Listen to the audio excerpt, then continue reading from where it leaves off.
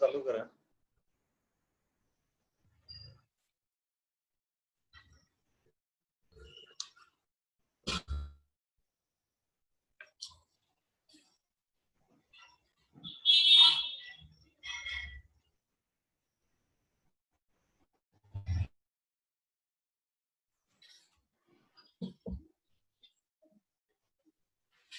Sir सुरुवात करायची. हो, नेटवर्कचा काहीतरी प्रॉब्लेम येतोय. हा, अगोदर नेटवर्कचा प्रॉब्लेम येत होता, त्यामुळे ते जॉईन होत नाहीये. ते मी एक पीडीएफ फ्लॅश करतोय. मला ती विशेष म्हणजे मला तुम्हाला ती सर्वांना पीडीएफ दाखवायची आहे. त्याच्यामधले काही जे मटेरियल्स आहे त्या मटेरियल मध्ये आपण म्हणजे बिझनेस त्याद्वारे आपल्याला करायचा आहे. ज्यांना बिझनेस अजून माहिती नाही की मग कुठल्या क्षेत्रामध्ये मला बिझनेस करायचा आहे, तर त्यांनी त्या पीडीएफ मधला जो बिझनेस दिलेला आहे, तर मला तरी वाटतं ज्यांना स्टार्टअप करायचंय त्यांनी त्या बिझनेस थ्रू स्टार्टअप करायचंय.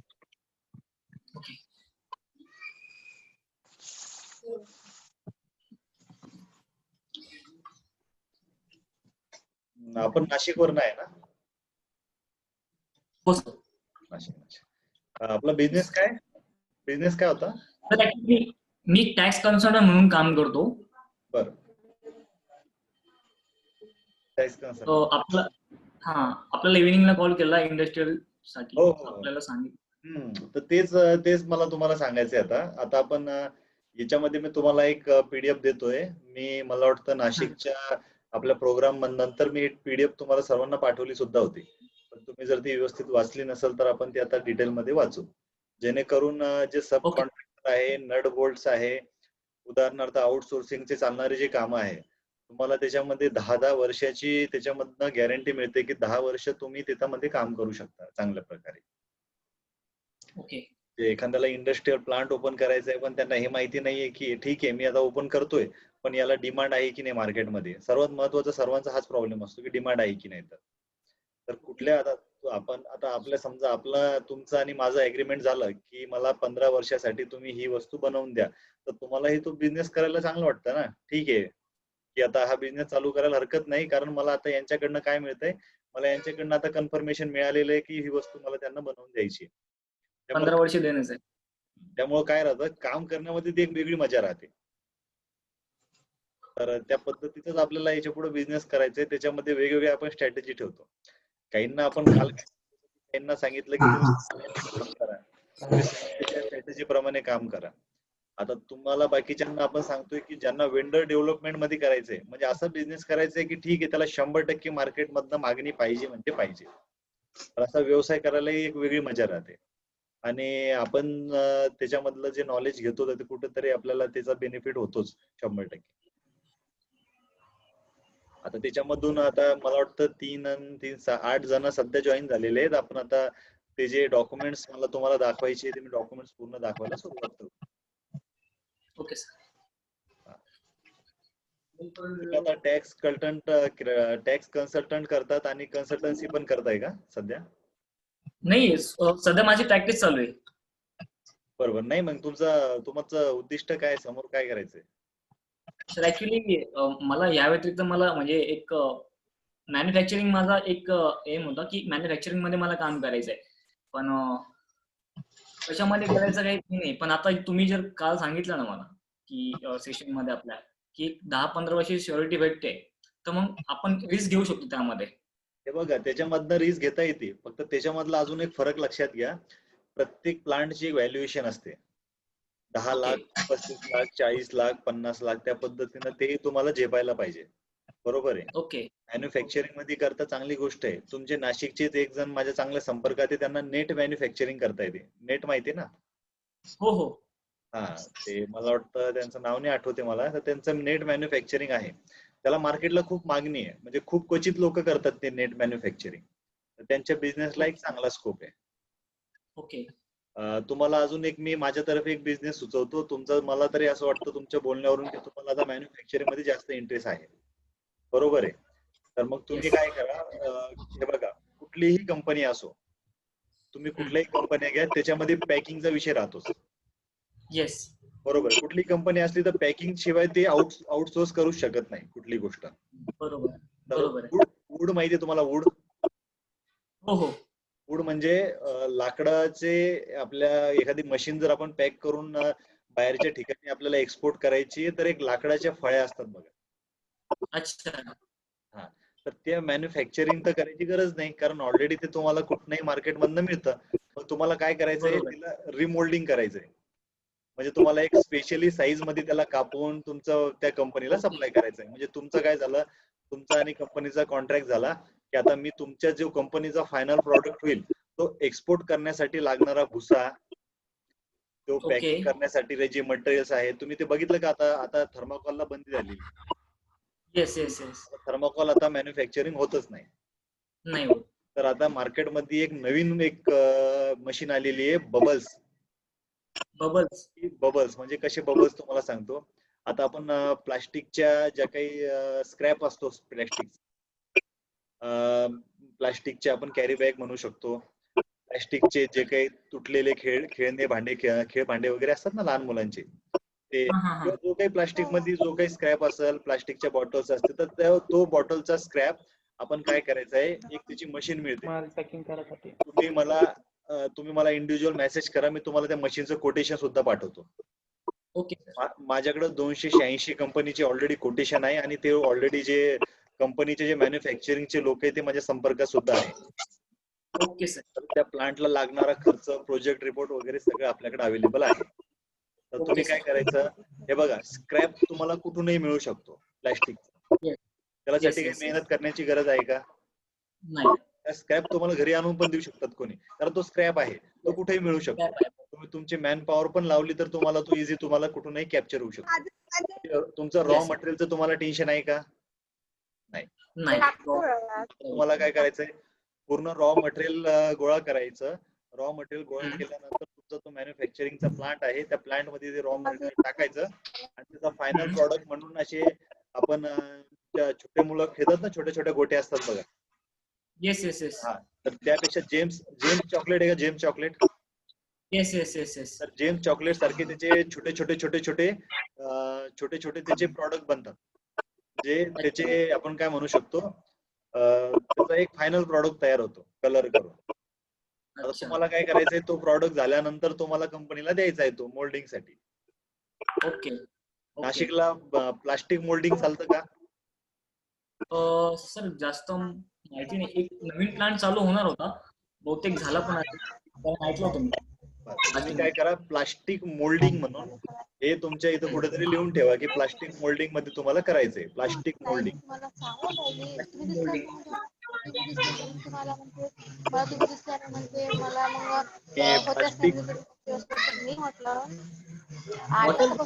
नाही सर, पण ते मेडिकल वेस्ट.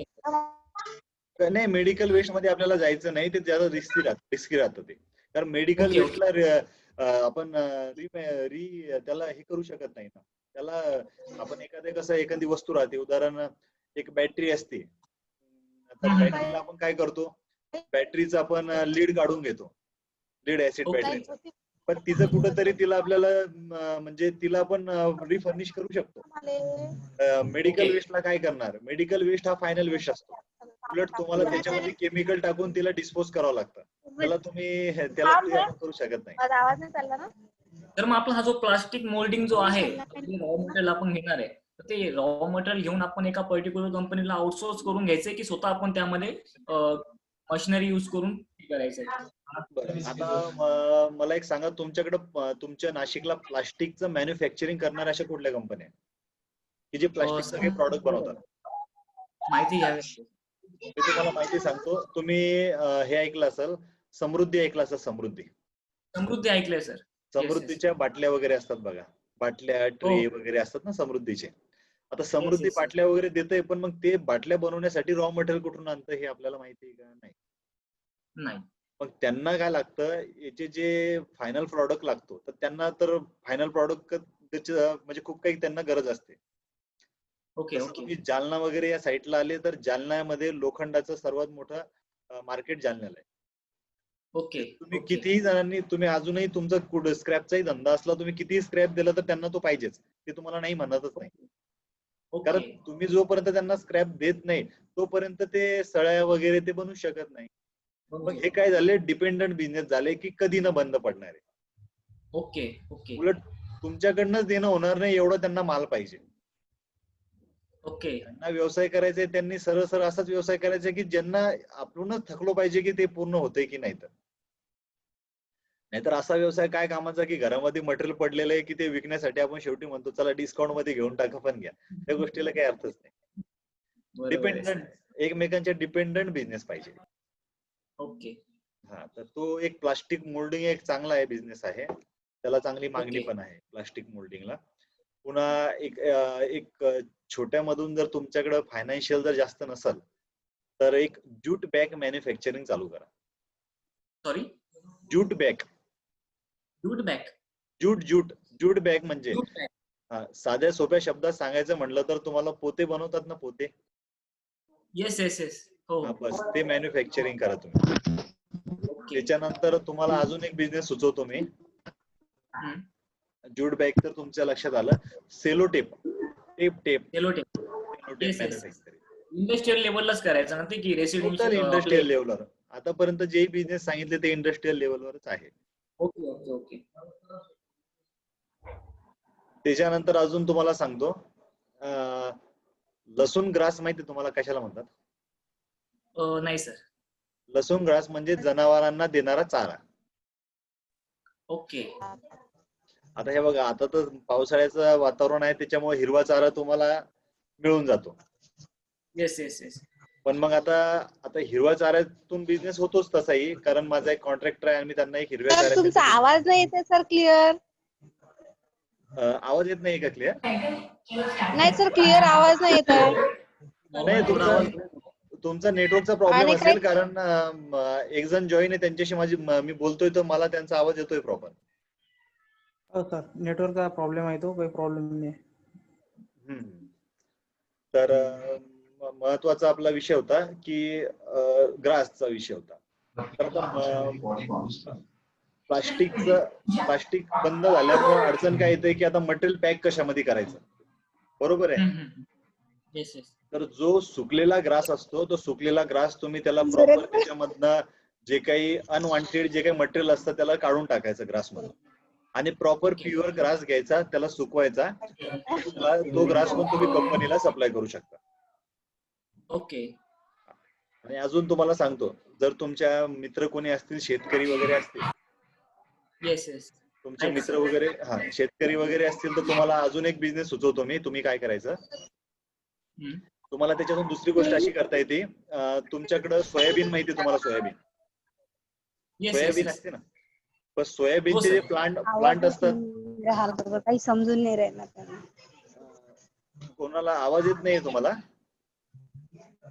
हॅलो, हा मॅडम, तुमचा आवाज म्यूट करा म्हणजे सरांचा आवाज येईल तुम्हाला. तर हे बघा, जे काही लोक ऍग्रिकल्चर मध्ये आहे की ज्यांच्याकडे स्वतःची शेती आहे किंवा आजूबाजूला कोणाची शेती आहे, ते काय करतात, सोयाबीन बनवल्यानंतर त्यांचे जे उरलेलं जे मटेरियल असतं ते जाळून टाकतात. कारण त्यांना ते जीवावर येतं की आता याचं करायचं काय. त्याला आपण म्हणतो ना कडबा वगैरे राहतो ना पडलेला. तर आता हे बघा, ज्या वेळेस एखादा कोळसा जाळतो आपण, जसा दगडी कोळसा जाळतो, तर त्याच्यासाठी काय होतं, एन्व्हायरमेंटल खराब होतं कोळसा जाळल्यानंतर, प्रदूषण पण होतं. तर मग आता एक अशी एक मशीन आलेली आहे की जे शेतीचं जे वेस्ट आहे, जे अनवॉन्टेड मटेरियल आहे की जे शेतकऱ्यांना आता गरजेचं नाहीये, की त्यांना ते जाळल्याशिवाय पर्याय राहत नाही. जसं आपण गहू असतो, गहू काढल्यानंतर बाकीची धान काही कामाची असते का? शक्यतो ती फेकल्या जाते, बरोबर आहे. तुम्हाला अजून सांगतो, गव्हाची जी धान राहते, तर मशरूम असते का, मशरूम मॅन्युफॅक्चरिंगला ती गव्हाची धान खूप लोकांची मागणी आहे, त्यांना ती लागते.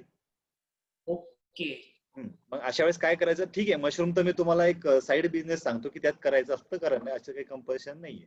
पण मग काय करायचं, ती ग्रास गोळा करायची, एक मशीन मिळते, त्या मशीन मध्ये ती ग्रास टाकल्यानंतर त्याच्या विटा तयार होतात. अच्छा, जे आपण बांधकामाच्या विटा असतात ना, त्या मशीन मध्ये तो ग्रास टाकायचा, तिथनं त्या विटा बाहेर येतात. त्या विटा बाहेर आल्यानंतर त्या विटाची व्यवस्थित पॅकिंग करायची, आणि त्या विटा कुठे सप्लाय करायच्या, ज्या कंपनीमध्ये ज्वलनशील पदार्थातून फायनल प्रॉडक्ट तयार होतो. उदाहरण, लोखंडी सळई तयार करण्यासाठी त्यांना पूर्ण स्क्रॅप काय करावा लागतो, गरम करावा लागतो. गरम करावं लागतं, बरोबर आहे. उदाहरणार्थ लीड ऍसिड फॅक्टरीमध्ये जर तुम्ही कधी गेले तर त्यांना कोळसा असतो त्यांच्याकडे गरम करण्यासाठी, कारण गरम केल्यानंतर त्यांचा फायनल प्रॉडक्ट तयार होतो. मग अशा ओके. ठिकाणी काय करायच्या, त्या विटा तुम्ही तिथे सप्लाय करायच्या त्यांना. ओके. ओके. त्यांचा फायदा काय होईल, हे मटेरियल त्यांना मिळतंय, दगडी कोळसा वगैरे यांना मागणी, दगडी कोळसाचा भाव खूप खूप जास्त राहतो आणि त्यांना शेवटी काय असतं, शेवटी त्यांना ज्वलनशील पदार्थ तयार करायचा असतो.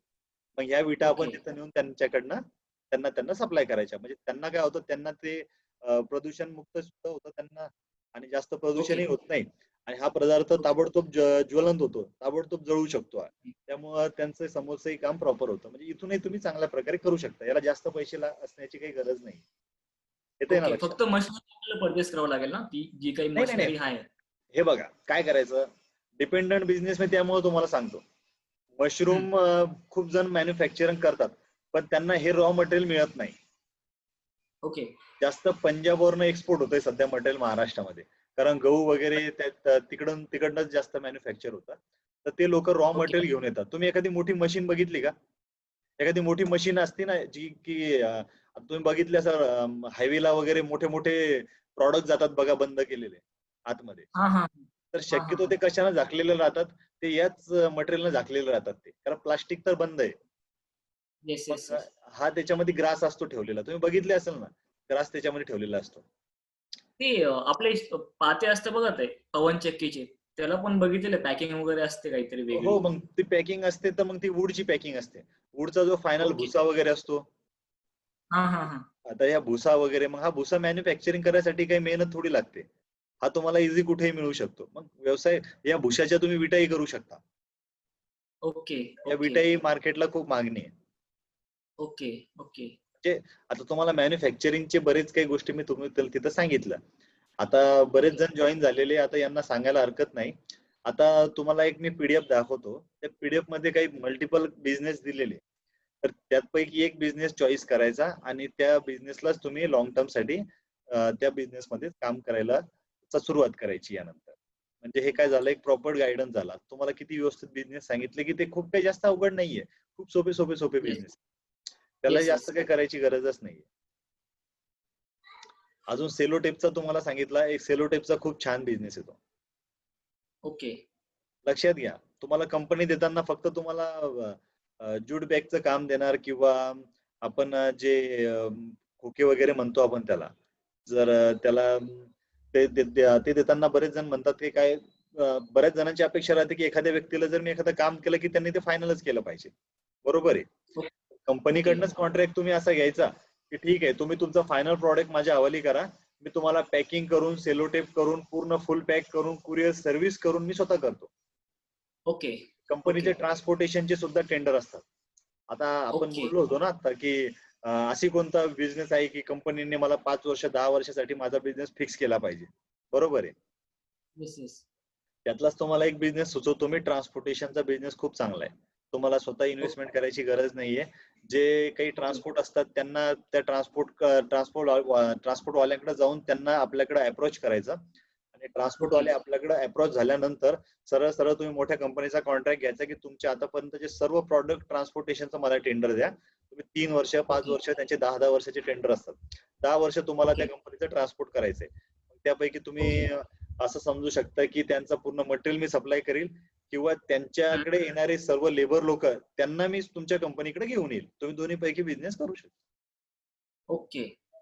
यामध्ये स्वतःची ट्रान्सपोर्ट व्हेकल असण्याची गरज नाही. आपण एखाद्या ट्रान्सपोर्ट कंपनी काही असणं गरजेची नाही. आता बघा, तुम्ही स्वतःही बिझनेस चालू करायला बघितलं तर तुम्ही काय प्रत्येक वेळेस एवढ्या गाड्या थोडी विकत घेऊ शकता.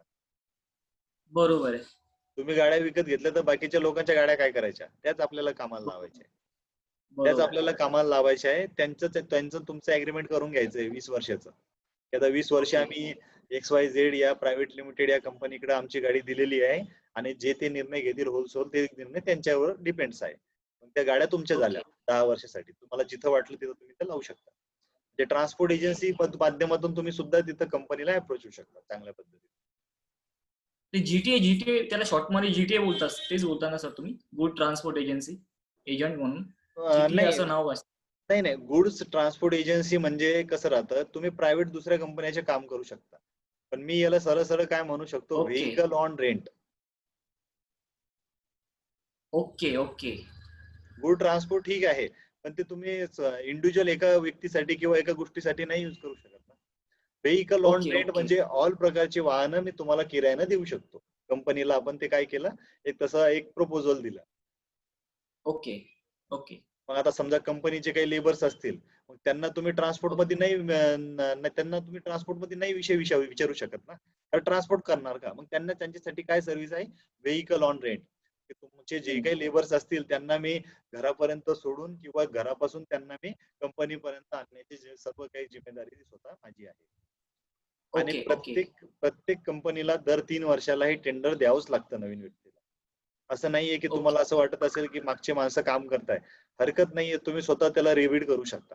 तुम्हाला तिथनंही चांगली ओके अपॉर्च्युनिटी तुम्हाला मिळते तिथनं. ओके त्यानंतर नेट मॅन्युफॅक्चरिंगचं तुम्हाला सांगितलं मी, ते पण खूप चांगला बिझनेस आहे. Net yes yes manufacturing. तर नेट मॅन्युफॅक्चरिंग बद्दल जरा थोडं एक्सप्लेन करा ना. म्हणजे नेट मला नेट क्लिअर नाही झालं. नेट कोशाबद्दल बोलता तुम्ही? बरं, नेट म्हणजे सरळ सरळ जाळी, बरोबर आहे. आता नेटला जी जाळीच आपली असते कंपाऊंडला वगैरे आपण जी युज करतो. नाही नाही, ती मेश झाली, मेश. ती वेगळी मेश झाली. ओके हे बघा, ओके ती मेश कुठं राहते, तिचा प्लांट खूप छोटा आहे, तिचा एक 10 लाख रुपयापर्यंत प्लांट बनतो जाळी ओके बनवण्याचा. त्या जाळ्याचे खूप काही प्रकार असतात, त्याच्यामध्ये अल्युमिनियमची असते, लोखंडाची जाळी असते. तर अल्युमिनियमची जाळी करण्यासाठी पण रॉ मटेरियल आणायचं असतं. तर रॉ मटेरियलचे त्याला रिंग मिळतात, रिंग. त्या रिंग असतात, गोल गोल रिंगचं बंडल असतं. ते बंडल आपण मागवायचं आणि ते बंडल मागितल्यानंतर तुम्हाला कंपनीचे एक वेगवेगळे स्लॉट असतात, आपण त्याला काय म्हणतो, त्याच्या डाया असतात वेगवेगळ्या. ओके 3 फुटाची जाळी तुम्हाला बनवायची, तर मग त्या डाय मध्ये फक्त त्याचं एक वायर सोडायचं आणि बरोबर ते झाल्यानंतर त्या एकमेकांमध्ये कंबाईन होऊन फायनल जाळी तयार होते. जास्त मॅन पॉवरची गरज नाही, जास्तीत जास्त 2 व्यक्ती करू शकतात. ओके आता मी एक साताऱ्यामध्ये बघितलं, तर एक लेडीजच आहे, एकटी लेडीज आहे ती. ती स्वतः त्या कंपनीची ओनर आहे, तिनं कामाला कुणाला लावलेलं नाहीये. ती स्वतः एकटी ओके लेडीज, ती स्वतः एकटी, कमीत कमी तिचा 25 लाखाचा प्लांट आहे. ती तुम्हाला सांगतो, ओके एकटी एकच महिला आहे, ती सर्व प्लांट स्वतः बघते. म्हणजे याच्यावरून विचार करा तुम्ही, एक महिला करते ते काम. तिच्याकडे कोणी कामगार वगैरे नाहीये, तर काही नाहीये. टेक्नॉलॉजी यूज केली ना, तर तुम्हाला जास्त पैसे लावण्याची गरज सुद्धा नाही. ओके सर, हे नेटचं तुम्ही सांगणार होते? नाही, आता याला मी आता जे अगोदर सांगितलं त्याला मेश म्हणतात. हा, तुम्ही मेशचं सांगितलं आता सध्या, तुम्ही नेटचं सांगत होते. हा, नेटचं कसं राहतं, नेटचं मी तुम्हाला काय करायला सांगतो. उदाहरण असं समजा की तुमच्या नाशिकला डॅम आहेच, बरोबर आहे, डॅम आहे ना नाशिकला, बरोबर येस आहे. येस आहे.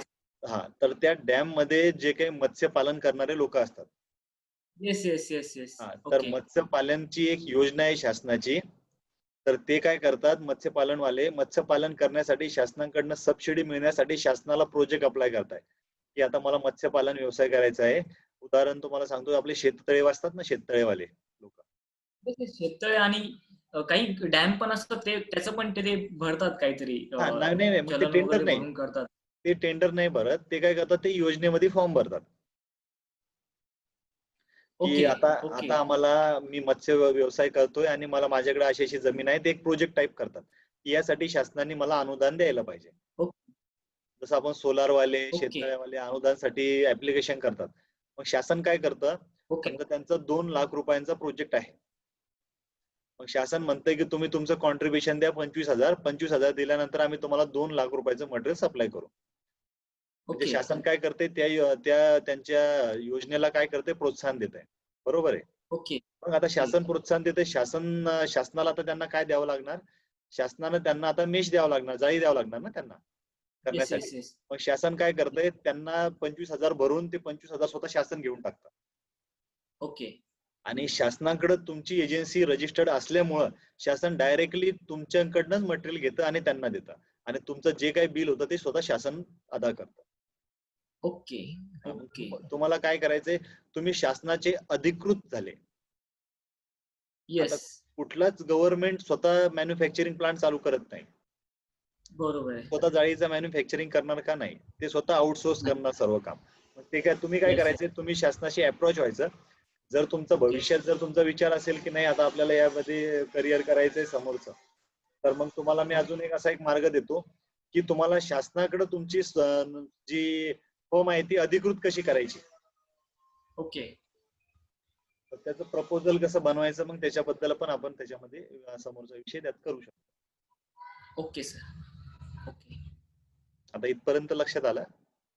येस येस येस तर तुमच्या डेस्कटॉपला मी काही गोष्टी फ्लॅश करतो, त्या तुम्ही बघा की शासनामार्फत वेळोवेळी देण्यात जाणारे अनुदान किंवा गव्हर्नमेंटला लागणाऱ्या काही वस्तू, त्या वस्तू आपण कशा बघायच्या आहे आणि त्याच वस्तू आता यापुढे आपण ट्रेड करायच्या आहे. तुम्हाला स्क्रीन दिसत असेल तर मला एकदा फक्त कन्फर्मेशन द्या, कारण मी आता शेअर स्क्रीन करतोय.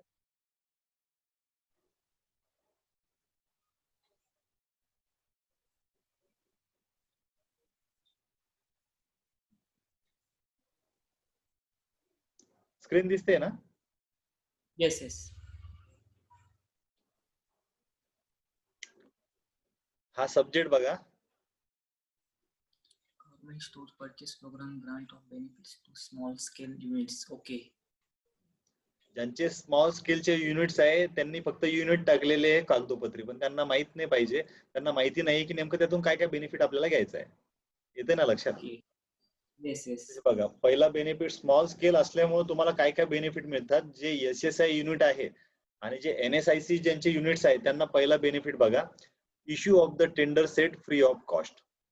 कॉस्ट म्हणजे तुम्हाला काय मिळालं, इथे टेंडर तुम्हाला फ्री मध्ये मिळून गेला. अगोदर Yes. टेंडर मिळालं म्हणजे टेंडर काम मिळालं नाही, तुम्हाला फक्त टेंडर सेटची जी कॉस्ट आहे ती तुम्हाला फ्री मिळाली. कारण काय की तुम्ही NSIC मध्ये असल्यामुळे आणि SSI मध्ये तुमचं असल्यामुळे तुम्हाला तो बेनिफिट मिळाला. आणि दुसरा बेनिफिट आहे exemption from payment of earnest money. म्हणजे EMD मध्ये सुद्धा तुम्हाला काय मिळालं, एक्झप्शन मिळून गेलं तिथून.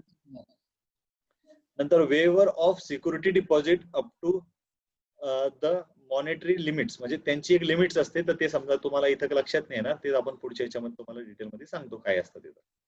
ओके ठीक आहे. नंतर price preference up to 50% quotation large scale. तर 15% ते 50%. मग आता 15% ते 50% मधला कुठला फरक आहे आपण ते खाली तुम्हाला दाखवतो.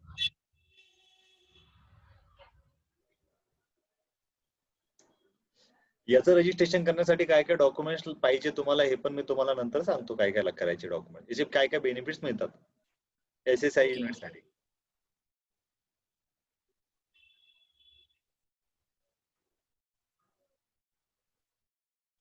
म्हणजे हे बेनिफिट कुठल्या प्रॉडक्ट साठी आहे, लिस्ट Okay. दिसते व्यवस्थित?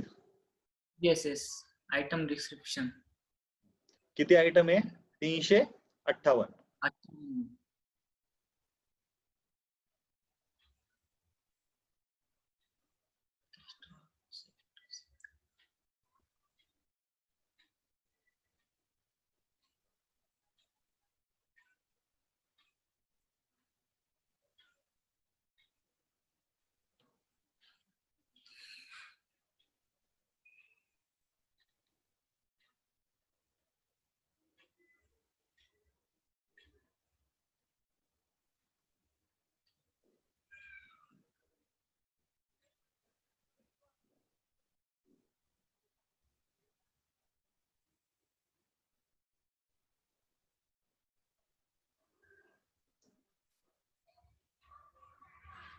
लिस्ट बघा. तर या पद्धतीची आपण इथून सर्व मॅन्युफॅक्चरिंग करू शकतो. Bandage cloth, wire, battery charger, battery eliminator, bone mill, bolts. आपण बोल्टचं बोललो होतो ना काल. येस येस येस हा, तर बोल्ट मॅन्युफॅक्चरिंग म्हणजे हे कंपल्सरी आहे. तुम्ही हे करा तुमच्या प्लांटला, म्हणजे 100% तुम्हाला मागणी मिळणार म्हणजे मिळणार. याला कुठलीच गोष्ट म्हणजे असं दुमत नाही कुठली, तुम्हाला 100%ची मागणी राहते. काही हँडीक्राफ्टचे प्रॉडक्ट्स माहिती आहे, जे हँडमेड असतात बघा प्रॉडक्ट, हा हा हा त्यासाठी तर गव्हर्नमेंटचं स्पेशल त्याच्यामध्ये गव्हर्नमेंटने अनुदान दिलेलं आहे, जे हँडीक्राफ्ट मध्ये काम करत असतील त्यांच्यासाठी. ओके बघा, leather box, box made of metal. त्याच्यानंतर हँडीक्राफ्टचे पण वेगवेगळे प्रॉडक्ट्स आहेत, त्याची पण सुद्धा वेगवेगळी लिस्ट आहे दिलेली आपण वेगवेगळी.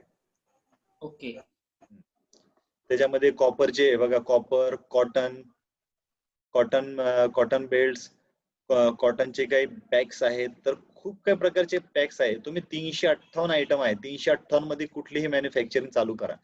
स्वस्तात स्वस्त आहे आणि प्रत्येक याच्यामध्ये हा पण एक चांगला बिझनेस आहे. हे दिसतोय ना 101 नंबरचा आयटम, डस्टबिन्स. डस्टबिन. डस्टबिन कुठेही लागतेच, तुम्हाला सांगतो. कुठल्याही डिपार्टमेंट मध्ये बघा तुम्ही, डस्टबिन लागतेच. Yes yes yes. डस्टबिनचे पण खूप चांगले चांगले टेंडर असतात. म्हणजे व्यवसाय असा करायचा की ते कामच आला पाहिजे. नाहीतर नुसतं मटेरियल साचवायचं आणि लोकांचे पेमेंट थांबवायचं, याच्यामध्ये काही मजा नाहीये. बरोबर आहे. सर ही जी लिस्ट आहे 358 आयटमची, तर याच्यामधले म्हणजे लॉंग टर्म साठी सगळे आहेत ना दिलेले, म्हणजे टोटल आपण जो काही कुठलाही प्रॉडक्ट घ्या तुम्ही, काहीच अडचण नाही. ओके. डिस्टिल वॉटरचं नाव ऐकलं का? स्पेशलायझेशनची गरज नाही ना, की एखाद्या गोष्टी स्पेशलाइज असलं पाहिजे, असं काही गरज नाही ना? काहीच नाही, काहीच नाही, तसं काही अडचण नाहीये. ओके. डिस्टिंग वॉटर बॅटरीमध्ये टाकायचंच ना? हा, डिस्टिल वॉटर जे असतं बॅटरीमध्ये टाकायचं. त्याला तर कुठल्याही कंपनीमध्ये तुम्ही गेले तर तिथून तुम्हाला त्याचं काम मिळतं डिस्टिल वॉटरचं.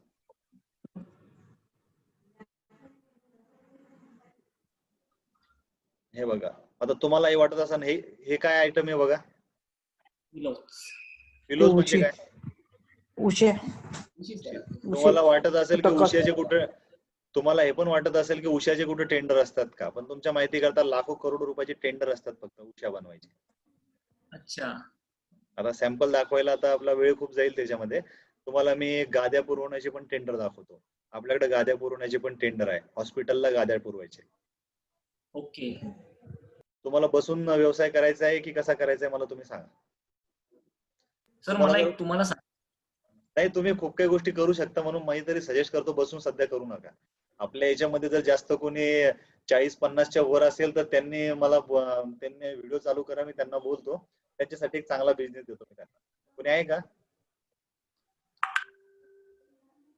कोणीच नाही, म्हणजे याचा अर्थ सर्व युवा उद्योजक आहे आपल्याकडे. आणि कोणाकडे समजा माझ्या हिशोबानं 15,000 नाही, एक 5,000 स्क्वेअर फीट जागा कोणाकडे आहे का स्वतःची मालकीची?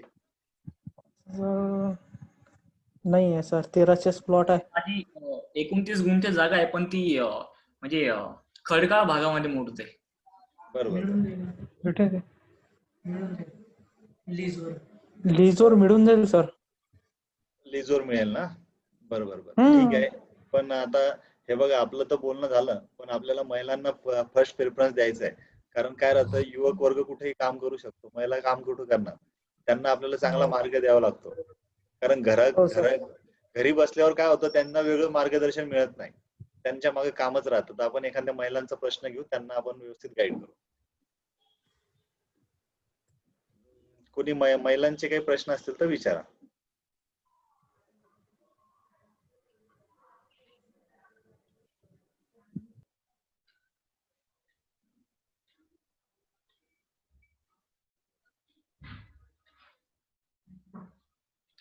सर माझा क्वेश्चन विचारू का? विचारा. 2 मिनिटं ते 2 हॅलो. मिनिटं. हा, बोला. सर मी ज्यूट बॅग मॅन्युफॅक्चर.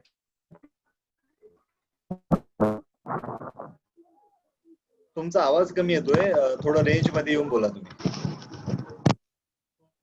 हॅलो. हा, बोला. हॅलो. बोला. आवाज येतोय तुमचा, बोला. म्हटलं मी ज्यूट बॅग मॅन्युफॅक्चरिंग करते म्हटलं मी. तर माझं असे जर आपल्याला मॅन्युफॅक्चरिंग मध्ये उतरायचं असेल तर आपल्याकडे कुठल्या एखाद्या कंपनीचं वेंडर रजिस्ट्रेशन म्हणा किंवा काहीतरी असं कन्फर्म असल्याशिवाय आपण इतकी मोठी इन्व्हेस्टमेंट करू शकत नाही.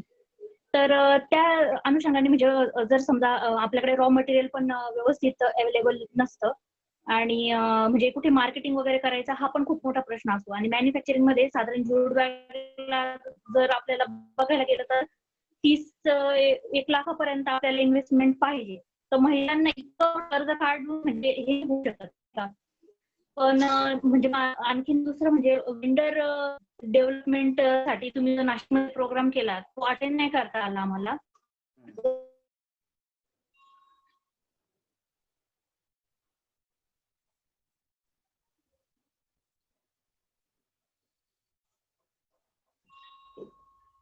तुमचं कळालं मला, पण तुमचा थोडा आवाज कमी येतोय. पण तुम्हाला काय म्हणायचंय माझ्या लक्षात आलेलं आहे विषय.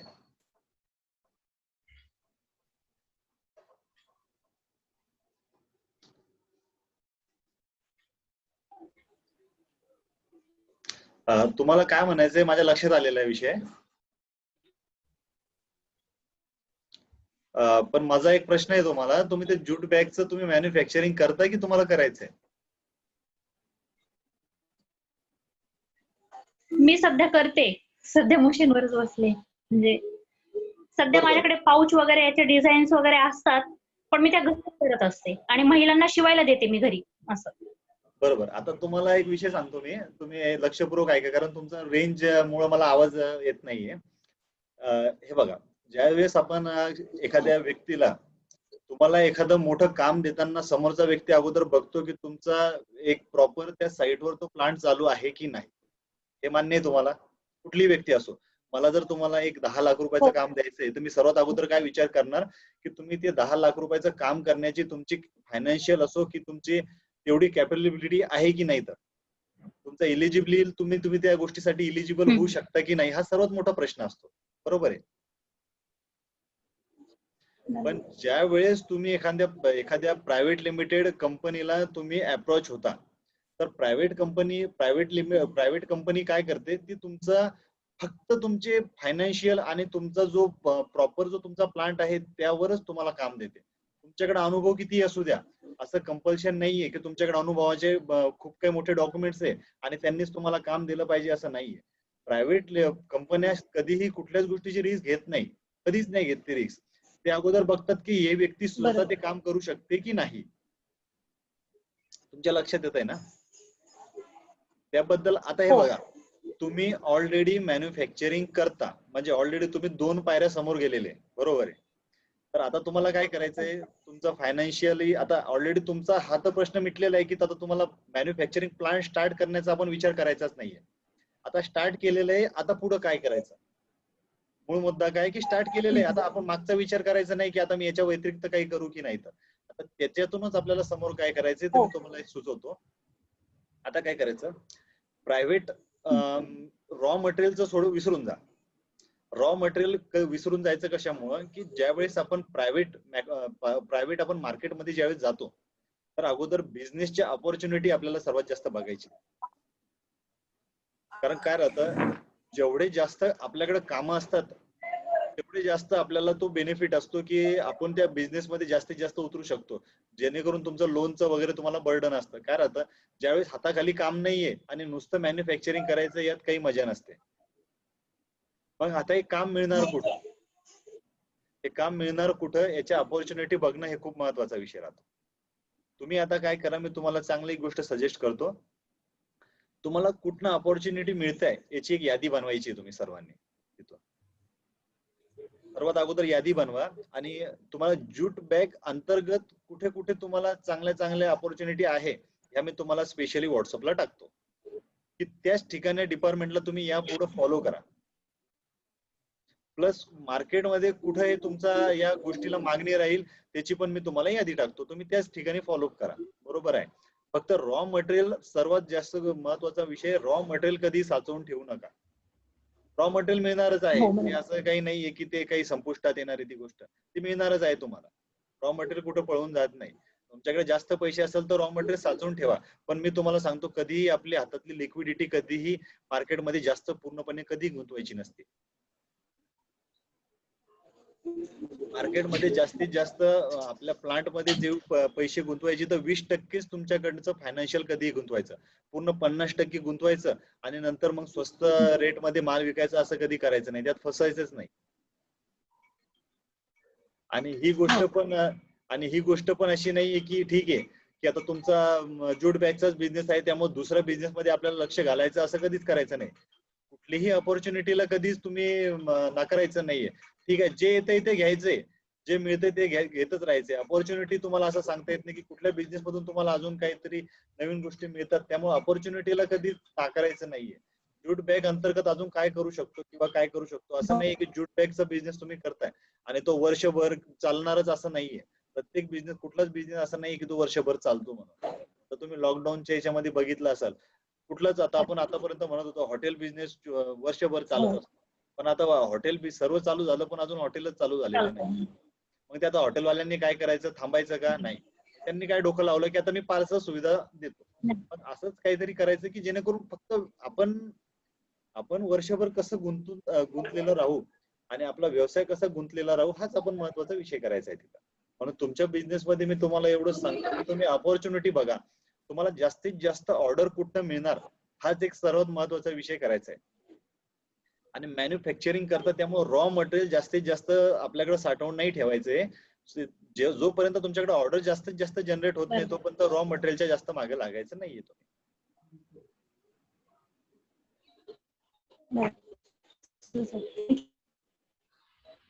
Thank you sir. हो.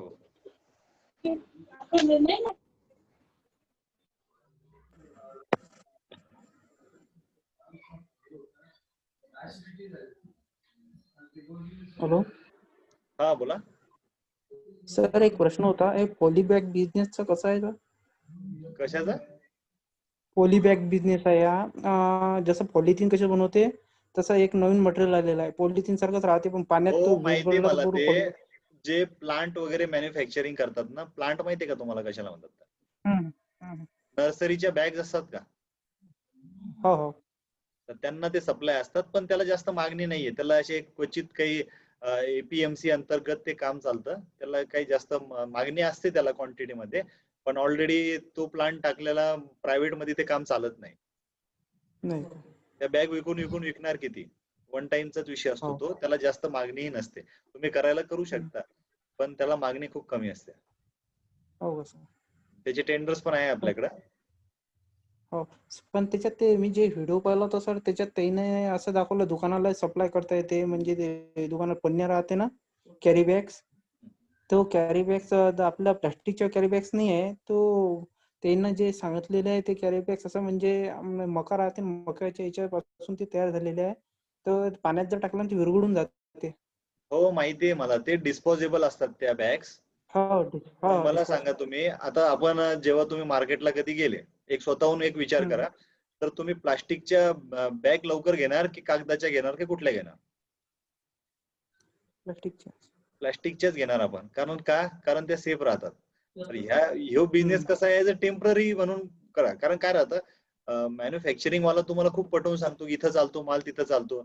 ऍक्च्युअल तुम्ही त्या बॅग स्वतः घेऊन बघा आणि ते विकून बघा, कोणी घेतं का नाही ते व्यवस्थित बघा. नाही घेत. मार्केट साधारण आपण कपड्याच्या दुकानमध्ये गेलो, कपड्याच्या दुकानमध्ये जाताना सुद्धा शेवटी तुम्हाला कपड्याच्या दुकानची ऑर्डर जर घ्यायची असली तर ते कपड्याच्या दुकानवाला म्हणतो मला डिझाईन पाहिजे, मला हे लॉक पाहिजे, मला ते पाहिजे, मला अशा प्रिंट मध्ये पाहिजे. मग तिथं माणसाचं डोकं खराब होतं की ठीक आहे, आता एवढा तर मोठा प्लांट टाकला आणि त्यातल्या त्यात लोकांच्या मागण्या एवढ्या आहे. मग ह्या गोष्टी आपण पहिलेच लक्षात घ्यायच्या प्लांट टाकण्याच्या अगोदर. कारण नंतर मग काय होतं, मग आपण फसून जातो एवढा मोठा प्लांट टाकला. कॉस्टली पडून जाते ते सगळं. युट्यूब मध्ये बघायला गेले तर युट्यूब मध्ये हजारो करोड बिझनेसची आयडिया दिलेली आहे तुम्हाला. 1,00,000 रुपये टाका आणि 1,000 रुपये कमवा. मग आता मला तुम्ही सांगा, ते असं कुठं राहतं का? कसं राहतं, प्रत्येक गोष्टीचे बायबॅक पण खूप राहतात.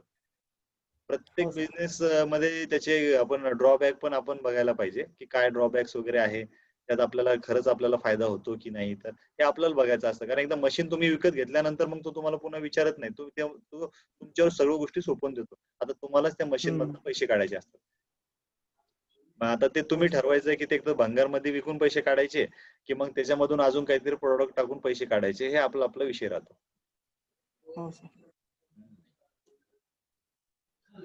सर, असा बिझनेस असा कोणता आहे म्हणजे असा रॉ मटेरियल कंपनीकडून घ्यायचं, कंपनीला बनवून माल परत वापस द्यायचा?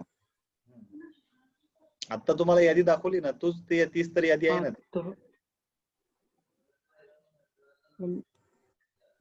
हो सर. हॅलो. हा बोला मॅडम बोला. सर, मला आहे ना, म्हणजे माझं असं मला दाल मिलचं प्रोजेक्ट एकदा मी ऑनलाईन बघितलं होतं, तर मला आहे ना ती इच्छा आहे की मी दाल मिलचं सुरू करावं असं. नाशिक मध्ये मी एकच दाल मिल बघितली, महावीर, म्हणजे ऐकलंय. तर माझी अशी इच्छा होती की मी ते दाल करावं असं. तर मग त्याच्यात किती स्कोप आहे? दाल मिल मध्ये बघा त्याच्यात- स्कोप आहे, कारण तुम्हाला सांगतो हम्म. फूड रिलेटेड ज्या आयटम मध्ये तुम्ही मॅन्युफॅक्चरिंग करणार ना, तो बिझनेस 100% चालतोच, कारण तो फूड रिलेटेड असल्यामुळे त्याला नेहमी मागणीच असते. पण तुमची लोकलची कॉम्पिटिशन बघायची आणि त्यानंतरच त्याला तुम्ही शक्यतो त्यानंतरच त्या बिझनेस मध्ये जायचं. ओके. कसं कारण राहतं mostly कमी त्याला खर्चामध्ये. हम्म. बोला. हा ना, मी म्हणजे मोस्टली असं म्हणजे माझ्या बघण्यात तरी अजून असं कसं म्हणजे ब्रँडचं काही याच्यात लोक मोस्टली हे करत नाही प्रेफर. कसं आता डाळीचं पीठ झालं तर सम्राटचं पीठ वगैरे मोस्टली हेच ब्रँड आहे ते युज करतात. असं काही नाही की हाच ब्रँड युज केला पाहिजे, म्हणजे आपण साबण मध्ये याच्यामध्ये असा ब्रँड युज करतो, तसं अजून बरोबर आहे. त्याचं तरी काही झालेलं नाही. नाही तर मग मग त्या हिशोबाने तुम्हाला मी सजेस्ट करतो, एक काम करा तुम्ही तुमच्याकडे महिला बचत गट आहे का? आहे ना. काय नाही करायचं? त्या बचत गटात म्हणजे अजून मी बरं. काय करायचं अशा वेळेस, असे ज्यावेळेस बिझनेस करायचे असतात ना, ते शक्यतो बचत गटाच्या माध्यमातून करायचे कधी. ओके. कारण काय राहतं, आता समजा तुम्ही एक उदाहरण मी तुम्हाला सांगतो, तुम्ही स्वतः या बिझनेस मध्ये गुंतून गेला आणि गुंतल्यानंतर काय होतं, डायरेक्टली पूर्ण बर्डन दाल मिलचं तुमच्यावर येतं, बरोबर आहे. आणि विथ म्हणजे कसं राहतं, ज्यावेळेस तुम्ही इंडिव्हिज्युअल फर्मच्या माध्यमातून एखादं लोन सँक्शन करता, त्यावेळेस गव्हर्नमेंटचा कुठलाच त्याच्यावर राईट्स नसतो, कारण ते तुमच्यावर सोपून दिलेलं असतं. तुम्हाला पूर्णपणे त्या मशीनचे पैसे तुम्हाला पूर्णपणे द्यावे लागतात. पण जर तुम्ही बचत गटाच्या माध्यमातून जर इथे गेले तर शासनाच्या तुम्हाला सबसिडी मिळतात महिला असल्यामुळं, आणि तुम्हाला हा बिझनेस करण्यासाठी 13 जणांचा तुम्हाला सहभाग मिळतो. ते कसं झालं, अशा वेळेस काय होतं, एक सेफ बाजू तुमची तयार होते. त्यामुळे शक्यतो महिला बचत गटच्या माध्यमातून तुम्ही ते करायला मला तरी वाटतं तुम्हाला बरं होईल. थँक्यू.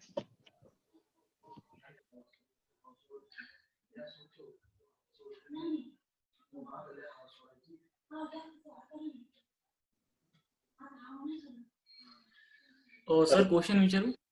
बोला.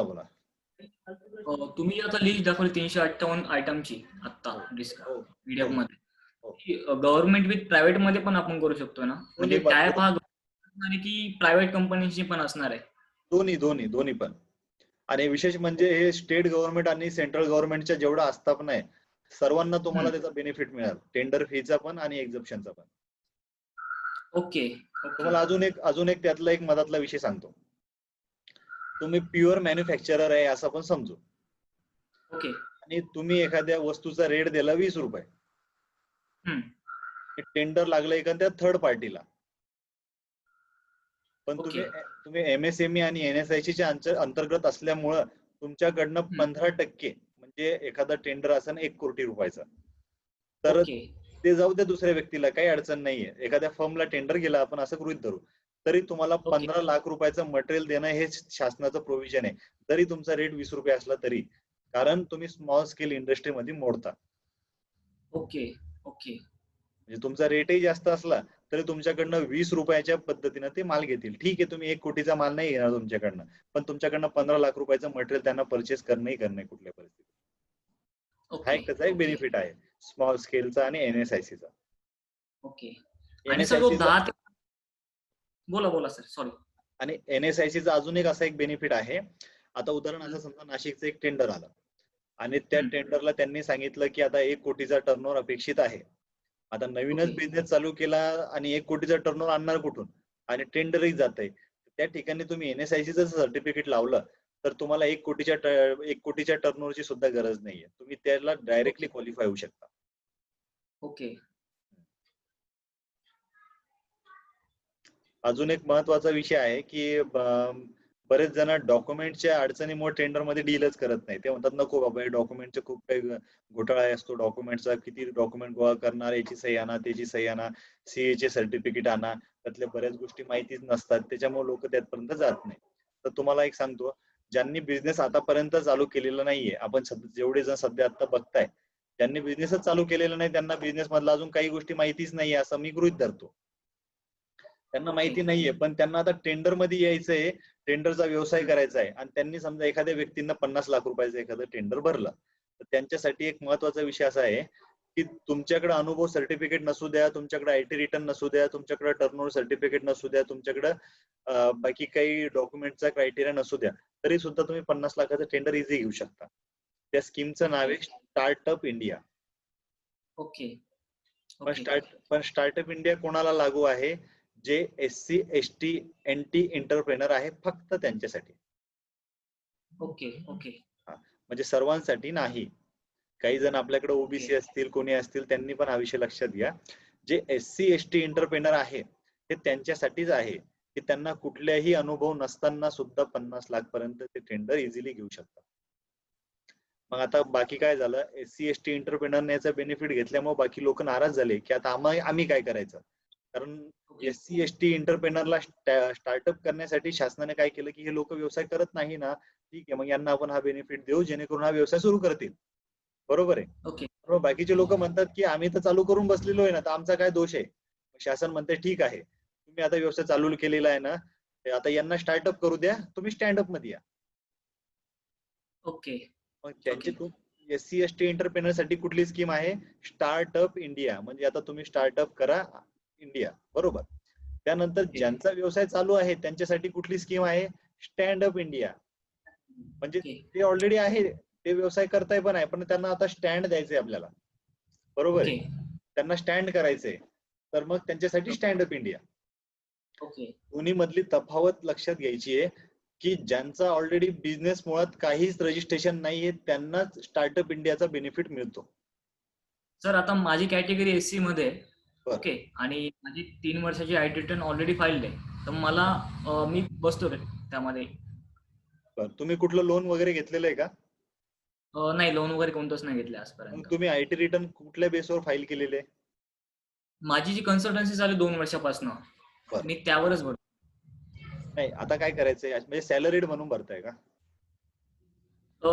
फर्स्ट रिटर्न माझं सॅलरी विथ बिझनेस गेलंय, आणि त्याच्यानंतर 2 रिटर्न माझे बिझनेस मध्येच गेलेले आहे.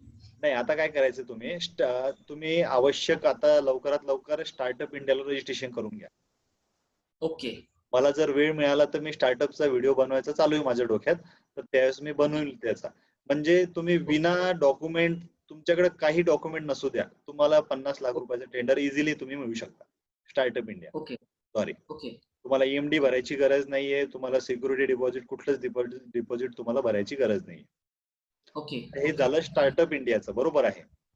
आणि जे काही आपले सहकारी असतील, कोणी ओबीसी असतील, काही हे असतील, तर त्यांना आता असाच बेनिफिट त्यांना सुद्धा घ्यायचा आहे, तर त्यांच्या स्कीमचं नाव आहे स्टँडअप इंडिया. तर व्यवसायामध्ये महिलांचा रोल काय, हा पण एक महत्वाचा प्रश्न होता की महिलांचा रोल काय, की महिला आता करताय की आता महिला असून त्यांचा काय फायदा आहे की त्यांना कसा बिझनेस करायचा आहे. तर तुम्हाला स्टँडअप इंडियाचं महत्व सांगतो. स्टँडअप इंडियामध्ये 51% शेअर जोपर्यंत महिलांच्या नावावर नाही राहणार तोपर्यंत त्यांना बेनिफिट मिळणार नाही, ते कुठल्याही कास्टचे असतील. आणि एखादा तुमचा मित्र असेल, तो म्हणत असेल की बाबा आता मी ओबीसी कॅटेगरी मधला आहे आणि आता आपण दोघं मिळून काहीतरी चांगला बिझनेस करू, तुझ्याकडे पैसे नाहीये, ठीक आहे, की तू आता पैसे नको लावू, पण आता माझ्याकडे पैसे आहे, पण आपण दोघं मिळून काहीतरी चांगलं करण्याचा प्रयत्न करू. तर त्यांना जर हा बेनिफिट घ्यायचा असेल, तुम्ही कास्ट मध्ये असल्यामुळे तुमचा बेनिफिट जर त्यांना घ्यायचा असेल, तर त्यांनी काय करायचं, त्यांच्या कंपनीमध्ये तुमचे 51% शेअर घेणं बंधनकारक आहे. ओके. म्हणजे SC ST एंटरप्रेनर साठी जेवढे बेनिफिट मिळत आहे ते सेम टू सेम बेनिफिट त्यांना सुद्धा मिळत आहे. म्हणजे तुमच्यामुळे त्यांचा काय झाला, फायदा झाला. ओके. ओके. ज्यांना असं वाटतंय ठीक आहे की आम्ही आता ओबीसी कॅटेगरी मधनच आम्हाला बिझनेस करायचा आहे, पण आम्हाला स्टार्टअप इंडियाचे पूर्ण बेनिफिट घ्यायचे, मग त्याच्यासाठी त्यांनी काय करायचं, ते ओबीसी असतील तर त्यांनी काय करायचं, एक महिला पार्टनर घ्यायची त्यांनी सोबत. ओके. ती कॅटेगरी मध्ये असो नसो काही गरज नाहीये, तर तिचे 51% शेअर तिने त्यांना द्यायचे, महिलांना. त्या जे काही महिला असेल XYZ त्यांना, महिलांना घेतल्यामुळे त्यांना पूर्ण स्टार्टअपचे आणि स्टँडअपचे रूल्स त्यांना बेनिफिट त्यांना तिथं मिळून जातात. ओके. ओके. आलं लक्षात स्टार्टअप आणि स्टँडअप. बाकीच्या फॅमिली मेंबर असेल त्यांचं आयटी रिटर्न गेलं नसेल तर त्यांचं आपण नावाने रजिस्ट्रेशन करू शकतोय का? हो, दुसऱ्यांचा तर फायदा करा. नाही घेऊ शकता तुम्ही, काय अडचण नाही, घेऊ शकता. हो सर, मी जर एलिजिबल नाही झालो तर मग फॅमिली मेंबर मध्ये कोणी करू शकतो ना? घ्या ना, घ्या, काही अडचण नाही, घेऊ शकता. Okay sir, okay sir. Startup आणि स्टँडअप लक्षात आलं ना, खूप इंटरेस्टिंग येस विषय आहे येस तो. येस. आणि Yes, yes. तुमचं जर स्टार्टअपचं जर रजिस्ट्रेशन झालं कदाचित, ठीक आहे, मी Yes. फक्त आपल्या एवढ्या जेवढे जण सेशनला जॉईन झालेले त्यांच्यासाठी सांगतो. मी आता सर्वांचा स्क्रीनशॉट ऑलरेडी काढून ठेवलेला आहे. दुसऱ्या व्यक्तीचा मी त्यांना काही मदत करणार अशी त्यांनी अपेक्षा करू नका. ज्यांचं फर्स्ट टाइम माझ्याकडे स्टार्टअपचं रजिस्ट्रेशन ज्यांनी मला दिलं त्यांना मी एक बेनिफिट करून देतो. त्यांना मी एक स्वतः एक बिझनेस कॅप्चर करून देतो. त्यांनी फक्त ऑर्डर घ्यायची आणि सप्लाय करायच्या. त्यांना विचारू नका तुम्ही काय बिझनेस आहे काय नाही. तर त्यांना मी एक बिझनेस सुचवतो. त्यांनी फक्त मला स्टार्टअपचं रजिस्ट्रेशन करणं बंधनकारक आहे. त्यांनी स्टार्टअपचं रजिस्ट्रेशन माझ्या मेल आयडी वर पाठवायचं. त्यांना मी माझ्या मार्फत एक बिझनेस देतो. त्यांना कन्फर्म बिझनेस मिळून देईल. Okay okay okay sir, basic documents लागेल ना, केवायसी वगैरे? नाही, ते आता तुम्ही इंडिव्हिज्युअल सर्च करायचं आणि इंडिव्हिज्युअल बघायचं. जर मी व्हिडिओ बनवला तर नक्कीच तुम्हाला त्याच्याबद्दल नक्कीच त्यातलं चांगलं मार्गदर्शन करतो. फक्त लक्षात घ्या, महिलांना सोडून जायचं नाही. त्यांना 51% दिल्याशिवाय तुम्ही फायदा करू शकत नाही. SC ST एंटरप्रेनर असले तर हे तुमचं नशीब आहे की तुम्हाला पूर्णपणे 100% बेनिफिट तुम्हाला मिळतोय. आणि ज्यांना ऑलरेडी बेनिफिट त्यांनी घेतलेला आहे, पण तर त्यांनी काय करायचं, महिलांना आपल्या सोबत घ्यायचंय, त्यांना 51% शेअर द्यायचे आणि तो बेनिफिट सेम टू सेम तुम्ही कॉपी पेस्ट करायचा आहे. मग आता बेनिफिट घेताय पण कुठले? तुम्हाला वाटत असं शॉपॅक लायसन वगैरे असं करून महिलांना बेनिफिट मिळतो, तर हे पण तसं नाहीये. तुम्हाला यासाठी प्रॉपर प्रायव्हेट लिमिटेड फर्म तुम्हाला फायनल करायची आहे. आता तुम्हाला प्रायव्हेट लिमिटेड, तुम्ही टॅक्स कन्सल्टंट आहे, तुम्हाला माहिती आहे प्रायव्हेट लिमिटेड काय राहत होतं, बरोबर आहे? Yes yes. दोघांचे DIN नंबर असतात, डायरेक्टर आयडेंटिफिकेशन नंबर, बरोबर आहे? तर ज्या वेळेस आपण आपला MOA वगैरे जो आपण फाईल करतो, मेमोरंडम फाईल करतो, त्यावेळेसच तुम्ही तिचे 50, म्हणजे मी तरी 51 दिले तुम्हाला, पण माझं म्हणणं तुम्ही 52% शेअर द्या त्यांना. ओके. 52% शेअर त्यांना द्यायचे, 40% आपल्याकडे ठेवायचे आणि उरलेले जे काही टक्केवारी असतील ते टक्केवारी शेअर म्हणजे एक इन्व्हेस्टर रिलेशन म्हणून, तुम्ही मोठ्या मोठ्या कंपन्याला जर गेला तर इन्व्हेस्टर रिलेशन म्हणून एक ऑप्शन असतं. म्हणजे तुम्ही त्या कंपनीमध्ये इन्व्हेस्ट करण्यासाठी काही फंड देता. बऱ्याच वेळेस आपण बघतो की बरेच जण काय म्हणतात की तू काम घे, मी करतो, मी तुला पैसे देतो, किंवा आपण दोघं मिळून काम करू, असं राहतात ना. बरेच जण आहे की असे म्हणतात की तुम्ही काम घ्या, मी तुम्हाला मदत करतो. मला खूप जणांचे तसे फोन येतात की तुम्ही काम करा, पण मी तसं कधीच करत नाही. कारण तुम्हाला सांगतो, कारण मला माझ्या कामावर माझं काम मला पहिली गोष्ट परफेक्ट पाहिजे. आता माझ्याकडेच एक औरंगाबादचं 1 कोटीचं टेंडर मी घेतलेलं आहे. मला एक 5-6 दिवसामधूनच ऑर्डर मिळणार आहे. बरेच जण म्हणले की मला पार्टनर घ्या, पण मी त्यांना नाही केलं. का? कारण त्या कामाबद्दल रिस्क पण आहे. नुसतं पैसे दिल्यानंतर ते काम पूर्ण होत नाही. वैयक्तिक त्या गोष्टीबद्दल सुद्धा, त्या गोष्टीबद्दल त्या व्यक्तीला नॉलेज सुद्धा पाहिजे ना. उद्या तो पैसे देणार आणि नंतर डायरेक्टली म्हणणार मला कुठे गेलं माझं प्रॉफिट. पण ऑलरेडी जी मरमर करणार ती कोण करणार आहे? ती मला करावी लागेल ना. त्यामुळे हा पण तुम्हाला, हा तुमचा वैयक्तिक विषय, तुम्हाला घ्यायचं नाही घ्यायचं, पण एक तुम्हाला सजेशन देतो त्याचं. त्यावेळेस आपण घेतो ना, तर त्याला ह्या गोष्टीबद्दल त्याला व्यवसायाची पूर्णपणे माहिती द्यायची आहे. तर बरेच जण मार्केटमध्ये बघतो आपण की ठीक आहे तुम्ही काम घ्या, मी तुम्हाला मदत करतो फायनान्शियल. तर अशा वेळेस 10% शेअर पहिलेच राखून ठेवायचे. म्हणजे एखादं टेंडर आल्यानंतर लिगली त्यांच्याकडे 10% प्रमाणे त्यांच्याकडनं पैसे घ्यायचे आणि आपलं काम पूर्णपणे संपुष्टात आणल्यानंतर त्यांनाच त्या पद्धतीनं लिगल तुम्ही त्यांना पैसे देऊ शकता. म्हणजे होतं काय, तर तुम्हाला टॅक्स कन्सल्टंट मुळे तुम्हाला माहिती असं की प्रायव्हेट लिमिटेड मध्ये आपण डायरेक्टली कुठलाही फंड घेऊ शकत नाही. कारण तो फंड जर आपण घेतला तर त्याला आपल्याला टॅक्स भरावा लागतो, GST, इन्कम टॅक्स वगैरे. पण जर ही आपल्या कंपनीमध्ये जर असे खुले काही शेअर ठेवले 20%, 30%, की हे आम्ही राखीव ठेवलेले की आम्ही कोणालाही देऊ, तर मग वेळ आल्यानंतर काय करायचं, त्या व्यक्तीकडनं ते पैसे घ्यायचे ऍज अ शेअर होल्डर, आणि नंतर तुमचा जो कॉन्ट्रॅक्ट पूर्ण होईल तर त्यावेळेस ते शेअर होल्डरला तुम्ही ते पूर्णपणे रिव्हर्ट बॅक, तुम्ही फोरफिट त्याच्या अकाउंटला तुम्ही ते जमा करायचे पैसे. तर अशा माध्यमातून करू शकता. म्हणजे तुम्हाला महिलांचा बेनिफिट मिळाला पहिली गोष्ट, बरोबर आहे? महिलांचा बेनिफिट मिळाल्यामुळे तुम्हाला टेंडर मिळालं, दुसऱ्या पायरी तुम्ही चढले. तिसरी पायरी काय झाली, आता महिलांचा बेनिफिट झाल्यामुळे तुम्हाला एक सपोर्टेड झालं. दुसरा फायदा तुम्हाला असा झाला की त्या महिलांमुळे तुम्हाला टेंडर मिळालं, म्हणजे आता तुमच्याकडे बिझनेस आता तुमच्यापर्यंत आलेला आहे, बरोबर आहे? आता अडचण आली फायनान्शियल, तर मग तुम्ही काय करायचं, एक प्रायव्हेट फायनान्सर बघायचा लिगली, आणि त्याला म्हणायचं तुला 10% शेअर लिगली देतो आणि लिगली त्याला त्याची डीएससी तुमच्या सोबत असल्यामुळे तो लिगली पार्टनर असल्यामुळे त्याला तुमच्याबद्दल कुठला डाऊट राहत नाही. आणि तुम्हाला त्यांना बॉन्डवर लिहून देण्याची गरज नाहीये की आता मी एवढे पैसे दिले वगैरे, जसं व्याजाने आपण पैसे घेतो ते लोक खूप मागतात, कोरा चेक द्या हे द्या, तर तसं करायची काही गरज नाहीये. ऑलरेडी लिगली पार्टनर असल्यामुळे तो लिगली इन्व्हेस्टर आहे आपल्या देशामध्ये. जर तुमची फसवण्याचा विषय असेल Yes, तर yes. तो करतच नाही. त्यामुळे लिगली तुम्ही करताय त्यामुळे काय, तुला इन्व्हेस्टर घ्यायचं म्हणजे तुम्हाला काय झालं, फायदा काय झाला, तुम्ही स्टार्टअपचा बेनिफिट घेतला, टेंडर मिळालं आणि त्यानंतर तुम्ही लिगल एक पार्टनर घेतल्यामुळे त्याची डीएससी युज करून तुम्ही त्यांच्याकडे शेअर घेतले, म्हणजे तुमचा पैशाचा सुद्धा प्रॉब्लेम मिटला. आता तुम्हाला फक्त काय करायचंय, मग तुम्हाला मन लावून ते काम कसं पूर्ण होईल याकडेच तुम्हाला फक्त तुमचं लक्ष द्यायचंय.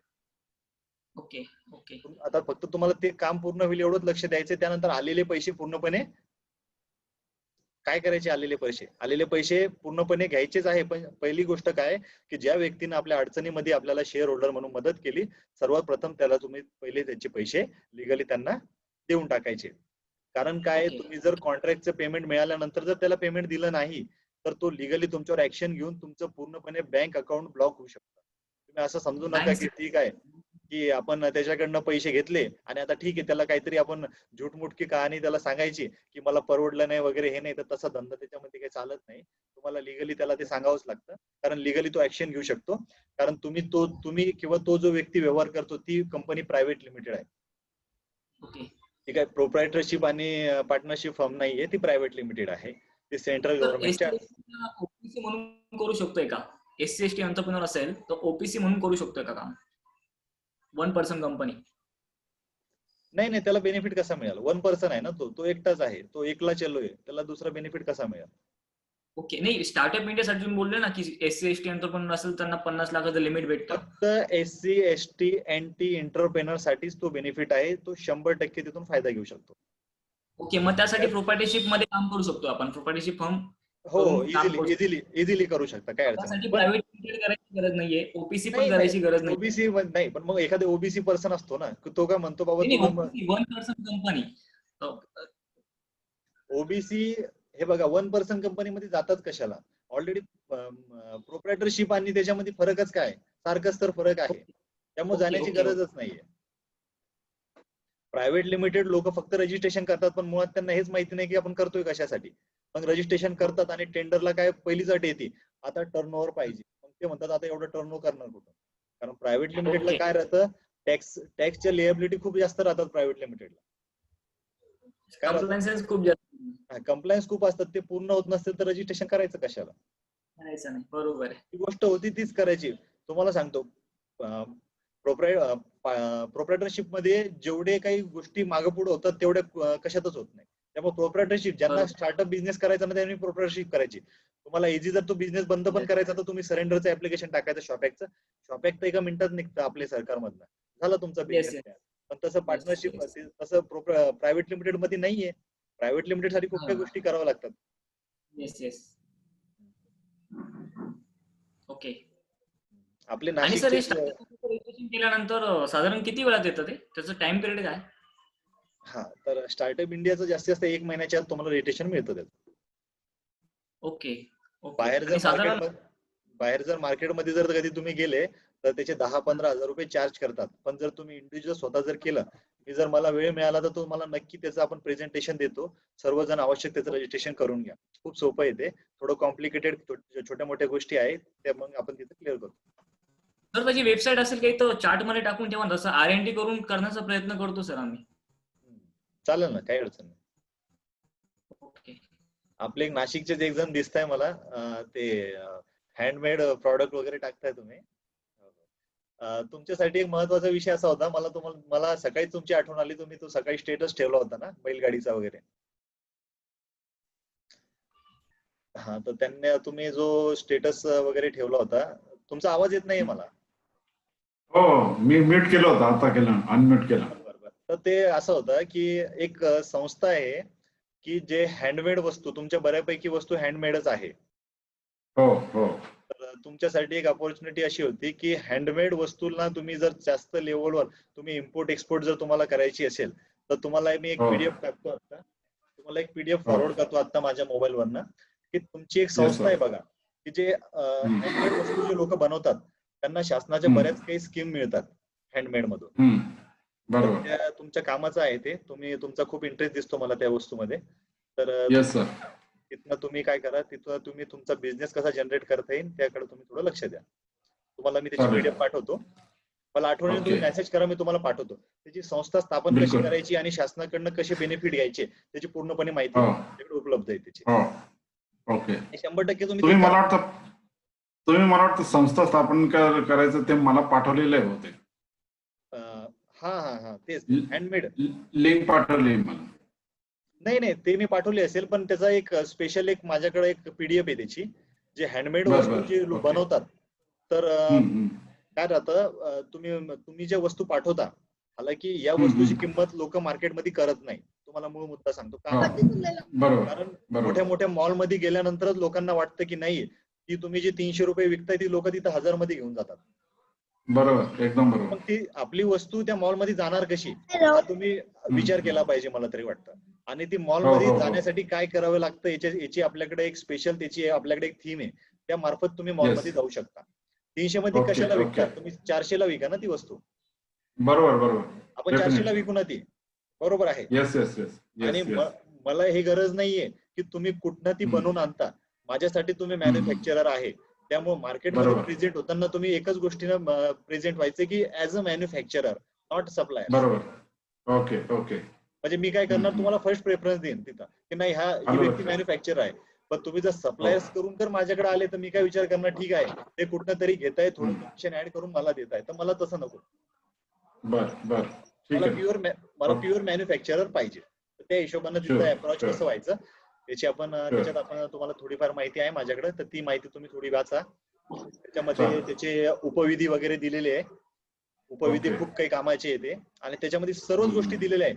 तुम्हाला एक चांगला असा बिझनेस जनरेट होईल. तुम्ही मोठ्या लेवलवर याला इम्पोर्ट एक्सपोर्ट करू शकता. त्याचा माझ्याकडे खूप चांगला प्लॅन आहे. Yes. जर वेळ मिळाला तर मी तुम्हाला कधी तो शेअर Sure. करेन तुम्हाला. तुम्ही बऱ्याच वेळेपासून बघतोय मी, तुम्ही आलेले मला बरोबर. यांना चालेल. महत्वाची माहिती सांगू. हो. बिलकुल. नाही, मी ऐकायलाच होतो. म्हटलं ऐकून घेऊ पहिले, नंतर म्हटलं क्वेश्चन वगैरे विचारू आपण. नाही, मला सकाळी तुमची आठवण आली. मी सकाळी स्टेटस बघितला आणि त्याची Yes, माहिती sir. माझ्याकडे आलेली होती. म्हटलं आता तुम्हाला ती माहिती आपण सांगू आणि ते तुम्ही आवश्यक करा. Yes, sir. तुमच्या खूप काही गोष्टी कामाच्या आहेत. प्रोडक्ट पण कसे वाटले सर तुम्हाला? प्रॉडक्ट मध्ये क्वालिटी आहे म्हणून तुम्हाला सांगितलं मी. तुमच्या प्रॉडक्टची किंमत लोकांना नसणार आहे, Yes, sir. पण ऑलरेडी ते प्रॉडक्ट जर बरोबर. मॉल मध्ये असले. तुम्हाला अजून एक सांगतो मी तुमच्या प्रॉडक्ट बद्दल. मी मदुराईला गेलो होतो. मदुराई येस. कर्नाटकला. जर तुम्ही आपला एक महल आहे, तुम्हाला माहिती आहे तिकडे एक महल आहे, मला वाटतं. नाही, ते नाही माहिती. तुम्हाला सांगतो मी, मला त्या ठिकाण आठवत नाही. एक महल आहे ना कर्नाटकला, फेमस आहे. पॅलेस आहे, पॅलेस, महाराजा पॅलेस आहे बघा एक. अच्छा. तर तिथं ह्याच हँडमेड वस्तू विकल्या जातात. तुम्हाला विश्वास येणार नाही. छोटे जास्तीत जास्त काही इंचांचा हत्ती असं चांदीचा, चंदनाचा. ओके. मैसूर पॅलेस. हा, म्हैसूर पॅलेस. हो, म्हैसूर पॅलेस. पॅलेसला जर तुम्ही कधी गेले तिथं, तर तिथं तिथं गेल्यानंतर लोकांना कळणार की या हँडमेडची किंमत किती आहे. राईट. तुम्हाला सांगतो, तळ हातात बसणारी वस्तूचा गणपती, तळ हातामध्ये बसणाऱ्या वस्तूचा गणपतीचा आपण जर तुम्ही इथं विकायला गेले तर लोक 100 रुपयात पण घेणार नाही ती वस्तू. तो तळ हातामधला बसणारा जो गणपती आहे तो तिथं ती लोक 20 ते 25 हजार रुपयात घेऊन जातात. मी स्वतः माझ्या डोळ्याने बघितलं. बरोबर. घेतात. मी स्वतः 8,000 रुपयाचा गणपती आणलेला आहे तिथून. तुम्हाला सांगतो, तो डोळ्यांना लवकर दिसत पण नाही. तो असा समोर घ्यावा लागतो आपल्याला बघायला. म्हणजे काय राहतं की व्यवसायाचं, म्हणजे कुठल्या व्यवसायाला कुठे किंमत आहे तो तिथंच विकायचा. कधी असं मार्केटमध्ये विकायचं नाही ती प्रॉडक्ट. ती वस्तू तिथंच विकते, तुम्हाला सांगतो. आणि ती चांगल्या क्वालिटीच विकते मुळात. बरोबर. आणि तुम्ही अजून काय करा, एक B2B म्हणून एक वेबसाईट आहे शासनाची. त्या B2B ला तुमचं रजिस्ट्रेशन करा. अच्छा. म्हणजे हँडीक्राफ्टचे जेवढे काही प्रॉडक्ट्स आहे, तर गव्हर्नमेंटने त्याला एक मार्केट उपलब्ध करून दिलेलं आहे हँडीक्राफ्टसाठी.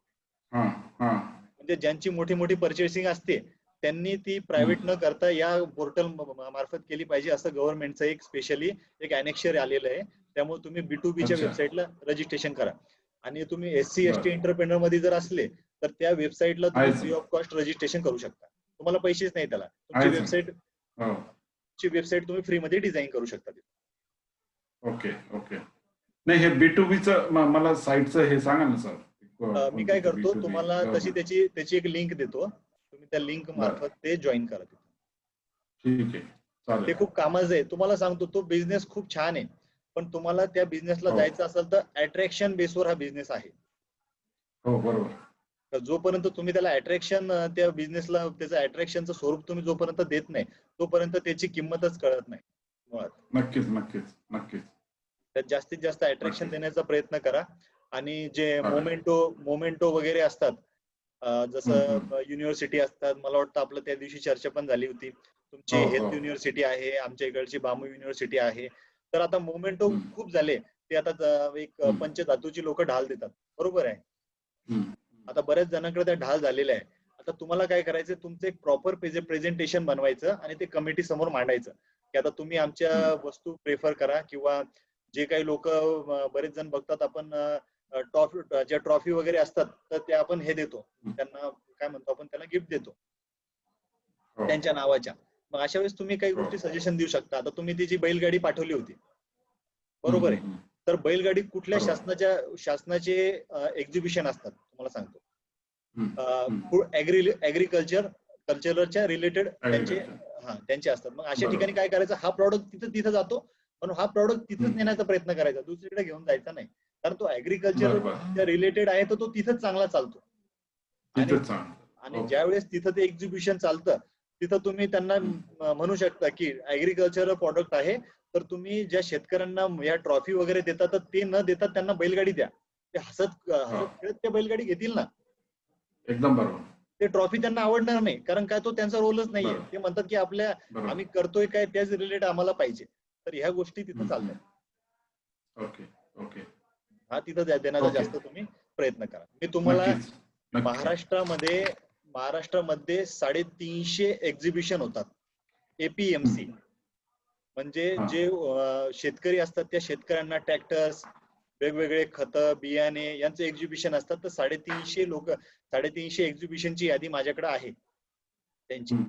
350 एक्झिबिशनची मी तुम्हाला एक वेबसाईट देतो, त्याच्यामध्ये महाराष्ट्रात होणारे सगळे एक्झिबिशनची यादी येते.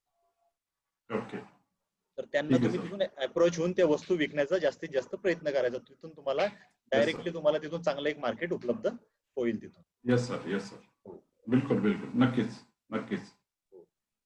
तुमचं गायडन्स नेहमीच असं भेटत राहावं आम्हाला. नाही नाही नक्की. आता ती आशा करतो. हो हा बोला. नाही काय राहतं, तुमचा बिझनेस खूप छान आहे. तुम्हाला सांगतो, तुम्ही जर औरंगाबाद लेवलवर जर अशा मॉल मध्ये वगैरे जर एखादा स्टॉल घेऊन चालवला ना, तर खूप लोक शौकीन आहे वस्तूंचे.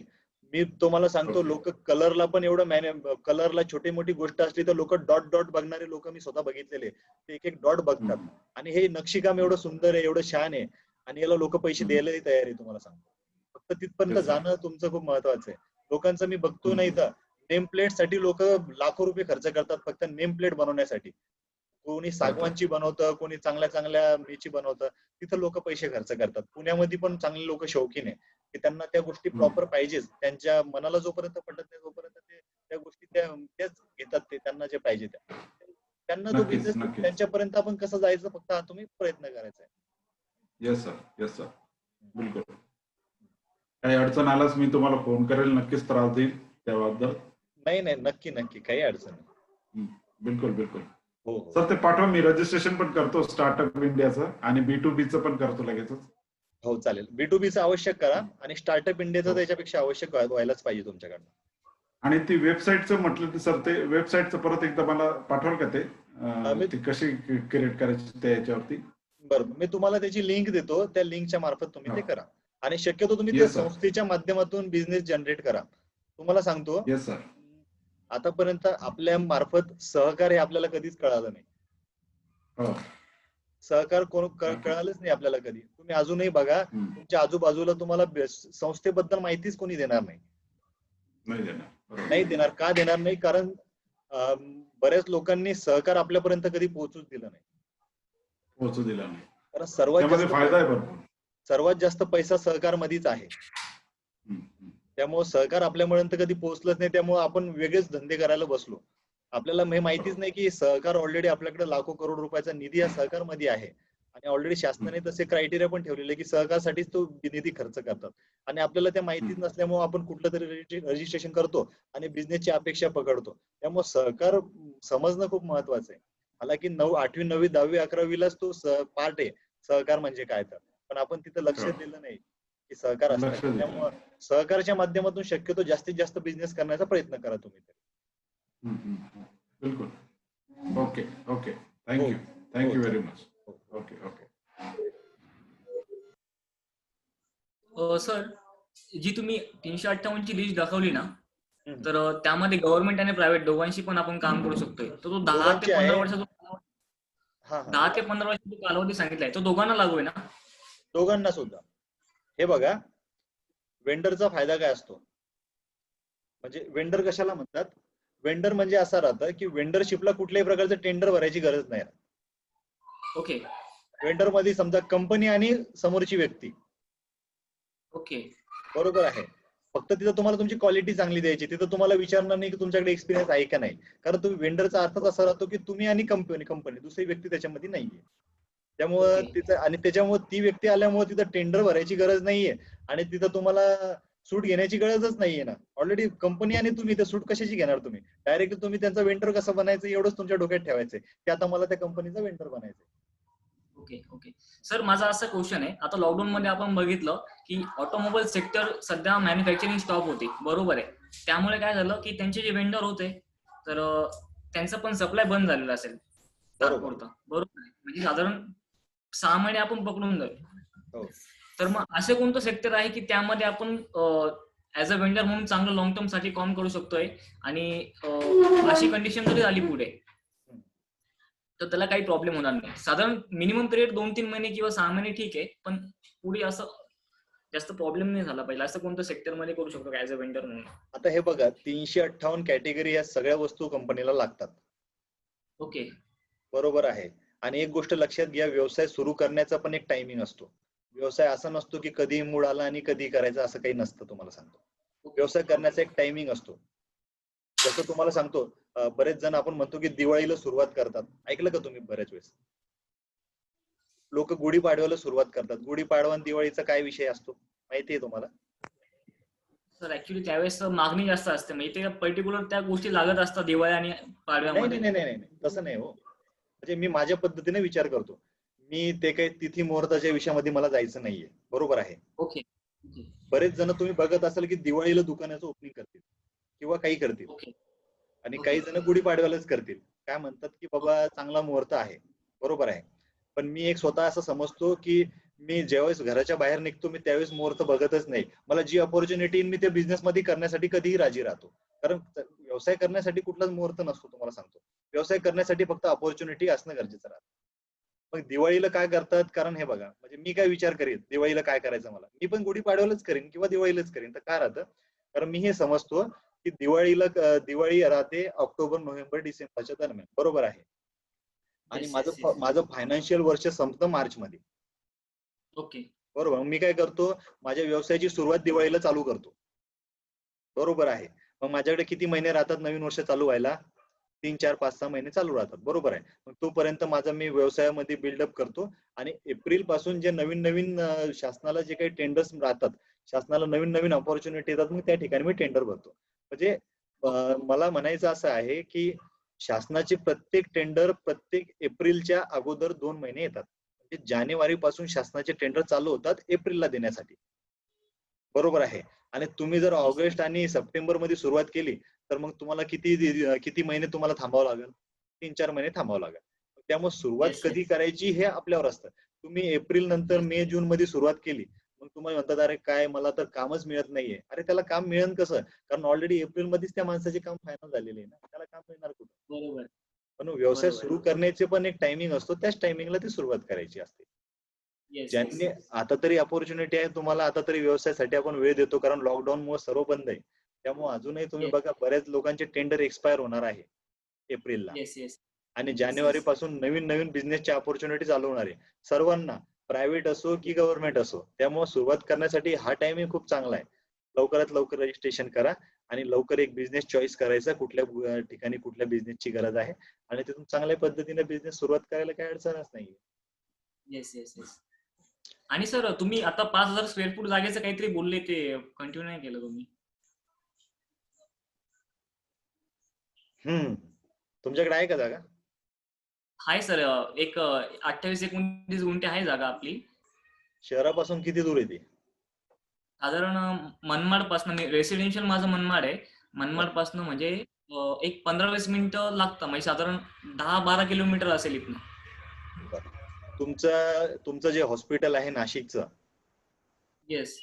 तर तिथं एक टेंडर्स असतात, ते दरवर्षी दिल्या जातं एका व्यक्तीला. हालाकी ते बाहेरचा व्यक्ती करून जातो ते काम. तिथं काय करायचं, वॉशिंगचा एक प्लांट टाकायचा. वॉशिंग म्हणजे कपडा वॉशिंग, जे आपण वॉशिंग मशीन असते ना आपल्या घरी, तशी एक मशीन घ्यायची प्रोजेक्टवर विकत, की ज्यांच्याकडे आता काम करणं होत नाही त्यांना बसून व्यवसाय करायचे त्यांच्यासाठी. ओके. आणि ते जे हॉस्पिटल्स असतात, आता नाशिकमध्ये नाही म्हणलं तरी 100 हॉस्पिटल असतील आरामशीर. बरोबर आहे. प्रत्येक हॉस्पिटल वाले डॉक्टर लोक काही नर्सेस कडनं कपडे धुवून घेत नाही. ते सर्व कपडे कुठं पाठवतात, ते एका मशीन मध्ये, एका कंपनीमध्ये कपडे पाठवतात. हे कोणी कल्पना नसेल केली की असा व्यवसाय राहतो म्हणून. तर ते कंपनी वॉशिंग करायची आणि सरळ सरळ किती रिलेशन आहे तुमच्या मार्केटमध्ये, सगळ्या डॉक्टर्सला, सर्व हॉस्पिटलशी जायचं, त्यांच्याशी पर्सनली भेट घ्यायची की तुमचे सगळे कपडे आता मला पाहिजे. ओके. त्यांचे सर्व जे काही रॉ मटेरियल असेल त्यांना ते वॉशिंग करून तुम्ही स्वतः द्यायचं, डिटर्जंट वगैरे करून. त्यांनी फक्त एक लक्षात घ्यायचंय, ज्या ठिकाणी तुम्ही प्लांट ओपन करणार आहे तिथं 24 तास पाण्याची सुविधा उपलब्ध पाहिजे. कारण हा व्यवसाय पूर्ण पाण्यावरच डिपेंड आहे. ओके. तुमच्याकडे कपडे द्यायला दिले आणि तुम्ही म्हणसाल माझ्याकडे पाणी नाही, आता मी काय करू, तर पाण्याशिवाय हा व्यवसाय करू शकत नाही. त्यामुळे हे पण एक तुम्ही लक्षात घ्यायचंय. ओके. आणि हे कपडे रेट कशी ठरवायची? रेट कशी ठरवायची त्याची? अहो, आपण फक्त आता बिझनेस स्टँड करतोय. आता तुम्ही जर म्हणले की कपडे कोणकोणत्या कलरचे घ्यायचे, तर आपण ते नाही सांगू शकत ना. आत्ताशी आपण बिझनेस बद्दल नाही, आपण अजून त्याच्यापर्यंत गेलोच नाही ना. तर आता हे बघा, रेटचा विषय कधी तुमचा प्लांट असला तर मी रेटचा विषय करणार ना तुमच्यासोबत. मग इथंच तर आपली तफावत होते की आपण बिझनेस व्यवस्थित समजूनच घेत नाहीये आणि आपण सगळेच समोरचं म्हणतोय, तर हे चुकीचं आहे. तुम्हाला सांगतो, असा व्यवसाय आपण कधीच करू शकत नाही. मूळ व्याख्या तर समजून घ्या की त्याच्यासाठी खर्च किती लागतो. हे मी अपेक्षित आहे. मला हा प्रश्न की त्या व्यवसायासाठी खर्च किती लागतो. मी पहिल्यांदा काय बोललो, मी तुम्हाला डायरेक्ट नाही म्हणलो की हॉस्पिटलचं काम देतो म्हणून. मी पहिले म्हणलं की तुमच्याकडे 5,000 स्क्वेअर फीट जागा आहे की नाही. व्यवसायाची पण एक थेअरी राहते, तुम्हाला एबीसीडी माध्यमातून चालावं लागतं. तुम्ही झेड पासून एबीसीडी पर्यंत नाही येऊ शकत. अगोदर मूळ सांगतोय मी तुम्हाला, विशेष म्हणजे तुम्हाला मी एवढी डीप मध्ये सांगतोय, मी तुम्हाला खूप काही गोष्टी डिटेल मध्ये सांगतोय करायचं काय. तर तुम्ही पहिले सर्व गोष्टी ऐकून घ्या मी काय म्हणतो. तर काय करायचंय तुम्हाला, ते सर्व झाल्यानंतर अजून काय करायचंय, वॉशिंगची तर मशीन झाली आपल्याकडं, बरोबर आहे.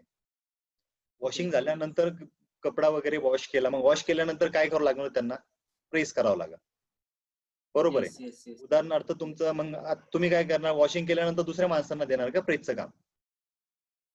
नाही, ते स्वतः पण करायचं शक्यतो. मग माझा मूळ मुद्दा काय राहतो की शक्यतो डिपेंडंट बिझनेस करायचा, एकावर एक, दुसऱ्यावर एक, तिसऱ्यावर एक, चौथ्यावर एक. मग तुम्ही काय करायचं, तो कंपनीला काय करायचं, तुम्हीच तो कपडा प्रेस करून तिथं द्यायचा. ओके. म्हणजे तुमचं तिथं काय बिझनेस फिक्स झाला, कपड्याचा बिझनेस तुमचा फिक्स झाला. कारण 50 हॉस्पिटल प्रायव्हेट घेणं काही जास्त अवघड नाही, तुम्हाला सांगतो. गव्हर्नमेंट कडनं तर तुम्हाला खूप मिळणार, काही अडचण नाहीये, पण हे प्रायव्हेट घेणं काही जास्त अवघड नाहीये, हे इझिली तुम्हाला मिळतं. ओके, बरोबर आहे. म्हणजे हा एक चांगला बिझनेस तुम्हाला तिथं, तुमची जागा असेल तर तुम्हाला चांगल्या पद्धतीने तुम्हाला तिथं घेता येईल. ओके सर, याचा प्लांटची कॉस्ट किती असेल साधारण, तुम्ही आता जो सांगितला? तो टनवर असतो, किती टनाचा तुम्हाला घ्यायचा आहे तो. आणि त्याच्यामधून अजून एक महत्वाचा विषय, आता एक हाच विषय मी क्लिअर करणार आहे आणि आपण आता ही मीटिंग संपवणार आहे, पण आता हे विषय तुम्हाला कम्प्लीट करून सांगतो. आणि हा माल घेताना अजून एक फरक असतो की नेमकं कपडे धुणार पण नेमकं घेणार कसे कपडे. ओके. आता बाकी आपण ड्राय क्लीनला कपडे देतो, आपण म्हणतो कोटचे 700, याचे 700, रुमालचे 2 रुपये, याचे 5 रुपये. हे घेणार कसे, तर या बिझनेसचे 2 प्रकार असतात की काही जण किलोनं सुद्धा घेऊ शकता तुम्ही हे, आणि नगा नाही घेऊ शकता. ओके. तर ह्या तुमच्यावर डिपेंड आहे की समजा मी प्रति आपण जे बेडवर जी हे टाकतो, बेडशीट बेडशीट टाकतो, बेडशीट. बरोबर आहे. तर मग प्रति बेडशीट समजा मी 10 रुपये घेईन उदाहरण, आणि ड्राय क्लीन करून 12 रुपये घेईन. ठीक आहे, एक तर असं राहतं. किंवा मी डायरेक्ट किलोने घेईन, तुम्ही काही कपडा आणा, मी माझ्या मशीनला देऊन देतो. तर हे तुम्ही तुमचं वैयक्तिक ठरू शकता की नेमकं कसं करायचं धंदा आता, बरोबर. ओके ओके किलोवर कधी परवडतं, ज्यावेळेस तुमचा प्लांट मोठा असेल त्यावेळेस किलोवर परवडतं. पण ज्यावेळेस तुमच्या मशिनरी छोट्या असल्या, उदाहरण तुम्ही झेरॉक्स मशीन असतात आपल्याकडे, बरोबर आहे. एक मोठी झेरॉक्स Yes, मशीन असते कॅनॉनची, की ज्याची किंमत 3-3.5 लाख रुपयापर्यंत राहते, आणि एक मशीन राहते 10,000 रुपयाची, ते छोटं प्रिंटर असतं. तर त्यावर तुम्ही 1000-2000 प्रिंट नाही मारू शकत, कारण ती मशीन काय, तिची कॅपॅसिटी तेवढी नाहीये. पण ओके ज्यावेळेस तुम्ही मोठ्या मशीन मध्ये प्रिंट मारायला घेता, तर तुम्ही ती 10 पैशातही करायला तयार होता. का? कारण जेवढा लोड ती घेऊ शकते म्हणून करू शकता. तर हे तुम्ही तुमच्या प्लांटवर डिपेंड आहे की तुम्हाला कशा पद्धतीनं ते सेल करायचंय. तर ओके ओके तर सर, माझा अजून असं आहे हा, बोला. की जो एंटरप्रेनर आहे, जसं तुम्ही प्रायव्हेट लिमिटेड मध्ये सांगितलं की त्यांना शेअर होल्डिंग देऊन त्यांची डीएससी वगैरे यूज करून तुम्ही त्यांना लिगली करू शकताय. जसं एससी एंटरप्रेनर आहे, त्यांना इन्व्हेस्टर जर करायचं आहे मॅनेज, तर मग त्याची कशी असणार आहे, लिगली नाही, प्रोसेस कशी ठेवायची? लिगली प्रायव्हेट, मी एवढं सांगतो, प्रोप्रायटरशिप मध्ये कुठलंच काही लिगलायझेशन राहतच नाही, कारण प्रोप्रायटरशिप एका मिनिटात बरखास्त करता येते. पण Yes. पार्टनरशिप आणि प्रायव्हेट लिमिटेडला लिएबल बऱ्याच गोष्टी राहतात. तर शक्यतो असे व्यवहार पार्टनरशिप आणि प्रायव्हेट लिमिटेड मध्येच केलेलं सेफ राहील, आणि समोरच्यासाठी सुद्धा आणि आपल्यासाठी सुद्धा. ओके, किंवा सर याचं काही अग्रीमेंट वगैरे करून, नोटरी वगैरे करून असं होऊ शकतंय का? नाही, ते नोटरी काहीच कामाची राहत नाही. तुम्हाला सांगतो, रेंट अग्रीमेंट असतं ना आपलं, येस रेंट येस अग्रीमेंटवर तुम्ही 4 वर्षाचं रेंट अग्रीमेंट लिहिलं तर शेवटी ते 11 महिन्याचंच ग्राह्य राहतं. बॉन्डला एवढी काही Yes, जास्त yes. किंमत राहत नाही. येस येस येस बॉन्डवरच सगळ्या गोष्टी झाल्या असत्या तर मग बाकी गोष्टी आपण रजिस्ट्री ऑफिसरला गेलो कशाला असतो. तुम्ही आतापर्यंत बघितले असाल ना, आमच्याकडे खूप प्लॉट पडलेले, ते बॉन्डवर असल्यावर लोक घेत नाही ते, कारण ते नाही. बॉन्डवर म्हणतात. मग हा विषय राहतो, ते बरोबर. त्याला लिगलायझेशन नसतं. Registry is main. तसंच त्या पद्धतीनंच व्यवहार करायचा. तर आपले बऱ्यापैकी आता प्रश्न क्लिअर झालेले आहे, आणि ओके. बऱ्याच सर, काही एक लास्ट क्वेश्चन माझा घेता का? एक लास्ट क्वेश्चन आहे. बरं. जी 358 दिली, तर त्याला जर सॉर्ट आउट जर करायचं असेल, ऍक्च्युली माझी स्वतःची कॅपॅसिटी आहे जास्तीत जास्त, म्हणजे मी 20% अरेंज करू शकतोय, आणि फायनान्स वगैरे म्हणजे एक प्रोजेक्ट रिपोर्ट देऊन 10 ते 15 लाखापर्यंत मी रिस्क घेऊ शकतो. तर मग त्या हिशोबाने मला त्यामध्ये कॅटेगरीज करता येईल का? त्यामुळे तुम्ही जरा गायडन्स करा. हे बघा, तुम्हाला एक सजेस्ट करतो मी. व्यवसाय करण्याचे 1-2 पद्धती राहतात, ओके तुम्हाला सांगतो. म्हणजे नेचर ऑफ बिझनेस आपण याला म्हणतो, की मी माझा बिझनेस चालू करतोय किंवा मी बिझनेस करण्याचं ठरवलेलं आहे, त्याला त्यावेळेस आपण आपल्या शॉपिंग लायसन्स मध्ये पुट करतो, नेचर ऑफ बिझनेस माझा हा आहे. पण उद्दिष्टाला कुठलीच लिमिट नाहीये. म्हणजे एखादं उद्दिष्ट ठेवतोय मी, हालाकी ते उद्दिष्ट आहे, ते ठरवलेलं आहे, उद्दिष्ट आहे, ते पूर्ण केलेले का अजून नाही, ते मला भविष्यात करायचे उद्दिष्ट आहे. तर कधीही लोन घेण्याचा प्रयत्न करायचा तर शक्यतो उद्दिष्ट लेवलवर लोन घ्यायचं कधी, म्हणजे ते पैसे आपण कधी आपल्या पद्धतीने खर्च करू शकतो. जसं आपण एखादी प्रॉपर्टी घ्यायची असली तर मी काय करतो, प्री अप्रूव्ह लोन करतो. ओके मला होम लोन करायचंय, पण ठीक आहे, मी प्रॉपर्टी फाइंड नाही केली अजून, पण मी प्री अप्रूव्ह केलेलं आहे. मला जेव्हा गरज वाटेल मी तेव्हाच घेईन, किंवा माझं नंतर मन बदललं, मला प्लॉट घ्यायचा किंवा मला फ्लॅट घ्यायचा, मी माझ्या पद्धतीने ठरवेन. तर शक्यतो लोन ह्या गोष्टी कधी आपल्या घ्यायच्या, कारण कसं राहतं, मार्केटमध्ये प्रत्येक वेळेस अपॉर्च्युनिटी चेंज राहतात. तर मग त्या पद्धतीने मार्केटच्या पद्धतीने आपल्याला राहायचंय. आपल्याला आपण वैयक्तिक काय ठरवलेलं आहे त्या पद्धतीने आपण नाही राहू शकत. लॉकडाऊन मध्ये काय झालेलं आहे, लोकांनी तुम्ही जे ठरवलं त्या पद्धतीने तुम्ही राहत नाहीये. शासन जे ठरवतंय की या दिवशी तुम्हाला घरी बसावं लागतं, त्याच दिवशी तुम्हाला घरी बसावं लागतं. त्यामुळे मार्केटला कधी काय येईल त्या पद्धतीने शक्यतो राहण्याचा प्रयत्न करायचा. Okay okay okay Venkatesh Shinde, कुठनं बोलताय तुम्ही? सर, जालना रांजणी. बरं. तुमचा कॉल सर, काय म्हणता? कॉल त्या दिवशी केलता ना सर तुम्ही? हो, बरोबर. हा, ते माझं संस्थेचं रजिस्ट्रेशन होतं, त्या बाबतीत आपलं बोलणं झालं होतं ना? हो, आपलं झालं ना, बऱ्यापैकी आपलं त्याच्याविषयी बऱ्यापैकी आपलं बोलणं झालेलं आहे. हा सर, ते माझं सर थोडं वर्गीकरणाचं बाकी आहे सर. नाही, चालेल ना. आता काय झालं, आता हे बघा, आता वाजताय 10. आता बऱ्याच जणांना खूप काही उशीर होतोय. आपण काय करू, बाकीच्या नाही, आपण उद्या पण ऑनलाईन येतोय. आपण ऑलरेडी उद्या आपण 3-4 तास बोलू या गोष्टीवर. उद्या तुम्हाला मला एक महत्वाचा विषय आहे आपल्याकडे उद्याचा. सर्वांचा पैशाचा प्रॉब्लेम आपण उद्या सॉल्व्ह करून टाकू. तुम्हाला कोणाकडनं पैसे घ्यायची गरज पडणार नाही. त्याला आपण सर्वांना कामासाठी आपण पैसे उपलब्ध करून देतो त्याच्या कार्यक्रमात. चालतं चालतं सर. त्याचे मला काय अगोदर बोलायचं होतं पण ते कसं काय नाही ठीक आहे चालू नाही नाही काही अडचण नाही. तर उद्याच्या याच्यामध्ये आपण घेऊ कारण आता 10 वाजले ना, खूप उशीर झाला आता. चालतं सर चालतं सर. ते आपण घेऊ आणि सर, उद्या पीडीएफ शेअर करा ना please. हो पीडीएफ मी टेलिग्रामला टाकतोय आपल्या चॅनलवर. पीडीएफ आपण टाकतोय मी. Yes, आणि yes. सर्वांनी काय करा, ज्यांच्याकडे तुमचे कोणी मित्र वगैरे असतील, सहकारी असतील, त्यांना आपलं युट्यूब चॅनल जास्तीत जास्त लोकांपर्यंत पोहोचलं पाहिजे. Yes, आपल्याला सर्व लोकांना एंटरप्रेनर करायचंय. कारण आता माहिती आहे तुम्हाला परमनंटचे जे लोक आहेत ते कंत्राटी बनताय. त्यामुळे आता आपल्याला ते जी समस्या आहे ती हे करायची, त्यामुळे लक्षात घ्यायचं. Yes. तर सर्वांना लक्षात आलेला विषय. आता उद्याची लिंक मी तुम्हाला पाठवतो. फक्त उद्या टायमिंग तुम्ही लवकर जर आले तर मग लवकरात लवकर आपल्याला सुरू करता येईल सर्व विषय. Yes, sir. सर लिंक पाठवा सर. काय म्हणता? लिंक थोडी पाठवा म्हणलं. ते काय होतं सर, टायमिंग नंतर पाहिल्या जाते ती. नाही चालेल ना, मी नक्की लवकर पाठवतो. आणि उद्याचा महत्वाचा विषय आहे आणि तो मी जास्तीत जास्त आपण 1 तास घेणार आहे. त्याच्यामध्ये पैशाचे प्रॉब्लेम तर तुमचे 100% आपण सॉल्व्ह करून टाकू. त्याच्यामुळे तुम्ही निश्चिंत राहा त्या गोष्टी.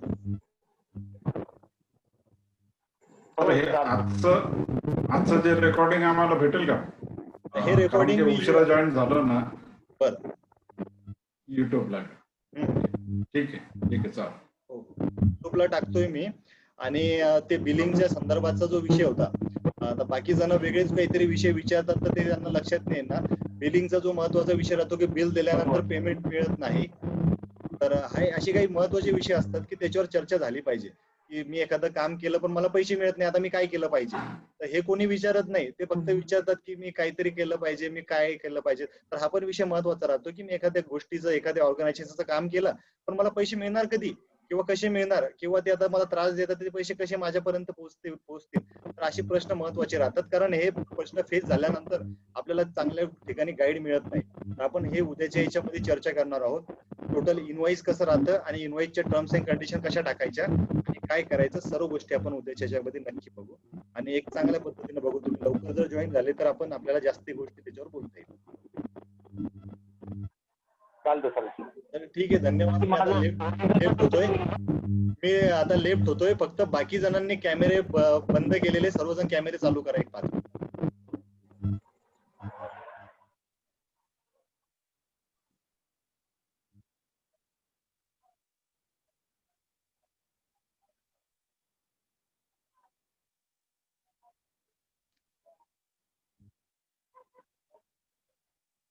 तर बरेच जण आता ओळखीचे झालेलेच आहे. काही जणांचे संपर्कात असतात, काही जण कॉन्टॅक्ट मध्ये असतात. आता याच्यापैकी जे काही बिझनेस सुचवलेले आहे त्यातले बिझनेस पण चालू करा लवकरात लवकर. कारण काय, बिझनेस ऑलरेडी 358 नाही 300 आतापर्यंत बिझनेस आपल्याकडे खूप आहे. पण तुम्ही स्वतः एक बिझनेस ठरवायचा आणि लॉंग टर्म त्यात चाला. त्याच्यामध्ये अडचण नाही. तुम्ही 358 पैकी कुठलाही बिझनेस सजेस्ट करा, तुम्ही तो फायनल करा आणि मला कळवा. मी काय करतो, तुम्हाला त्याच बिझनेसची अपॉर्च्युनिटी आपण जनरेट करून देतो. पीडीएफ आपल्या टेलिग्रामवर टाकून. हो. आणि यानंतर आपण काय करतोय की पुन्हा आपण अजून असा एखादा दिवस निवडू. त्यानंतर तुम्हाला कंपन्याचे वेंडर कसं बनायचं आणि त्यासाठी लागतात काय डॉक्युमेंट्स आणि कसं डायरेक्टली मला कंपन्यामध्ये माझा माल कसा मला विकता येईल, आपण एक डायरेक्ट शॉर्टकट मध्ये त्याचा एक शॉर्टकट व्हिडिओ बनवू. जेणेकरून डायरेक्ट कंपन्या कुठल्या कुठल्या वेंडरसाठी अपॉर्च्युनिटी आहे.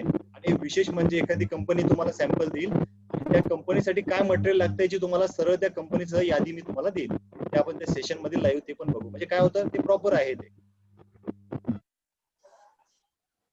आणि ते जे तुम्ही ज्यूट बॅगचा जे विचार केला होता, तर ज्यूट बॅग साठी तुम्ही अपॉर्च्युनिटी बघा. मला चांगला बिझनेस त्यासाठी आहे, त्याचे तुम्ही बघा. आता बाकीचं आपण उद्याच्या याच्यामध्ये बाकीचा विषय करू. ठीक आहे, धन्यवाद.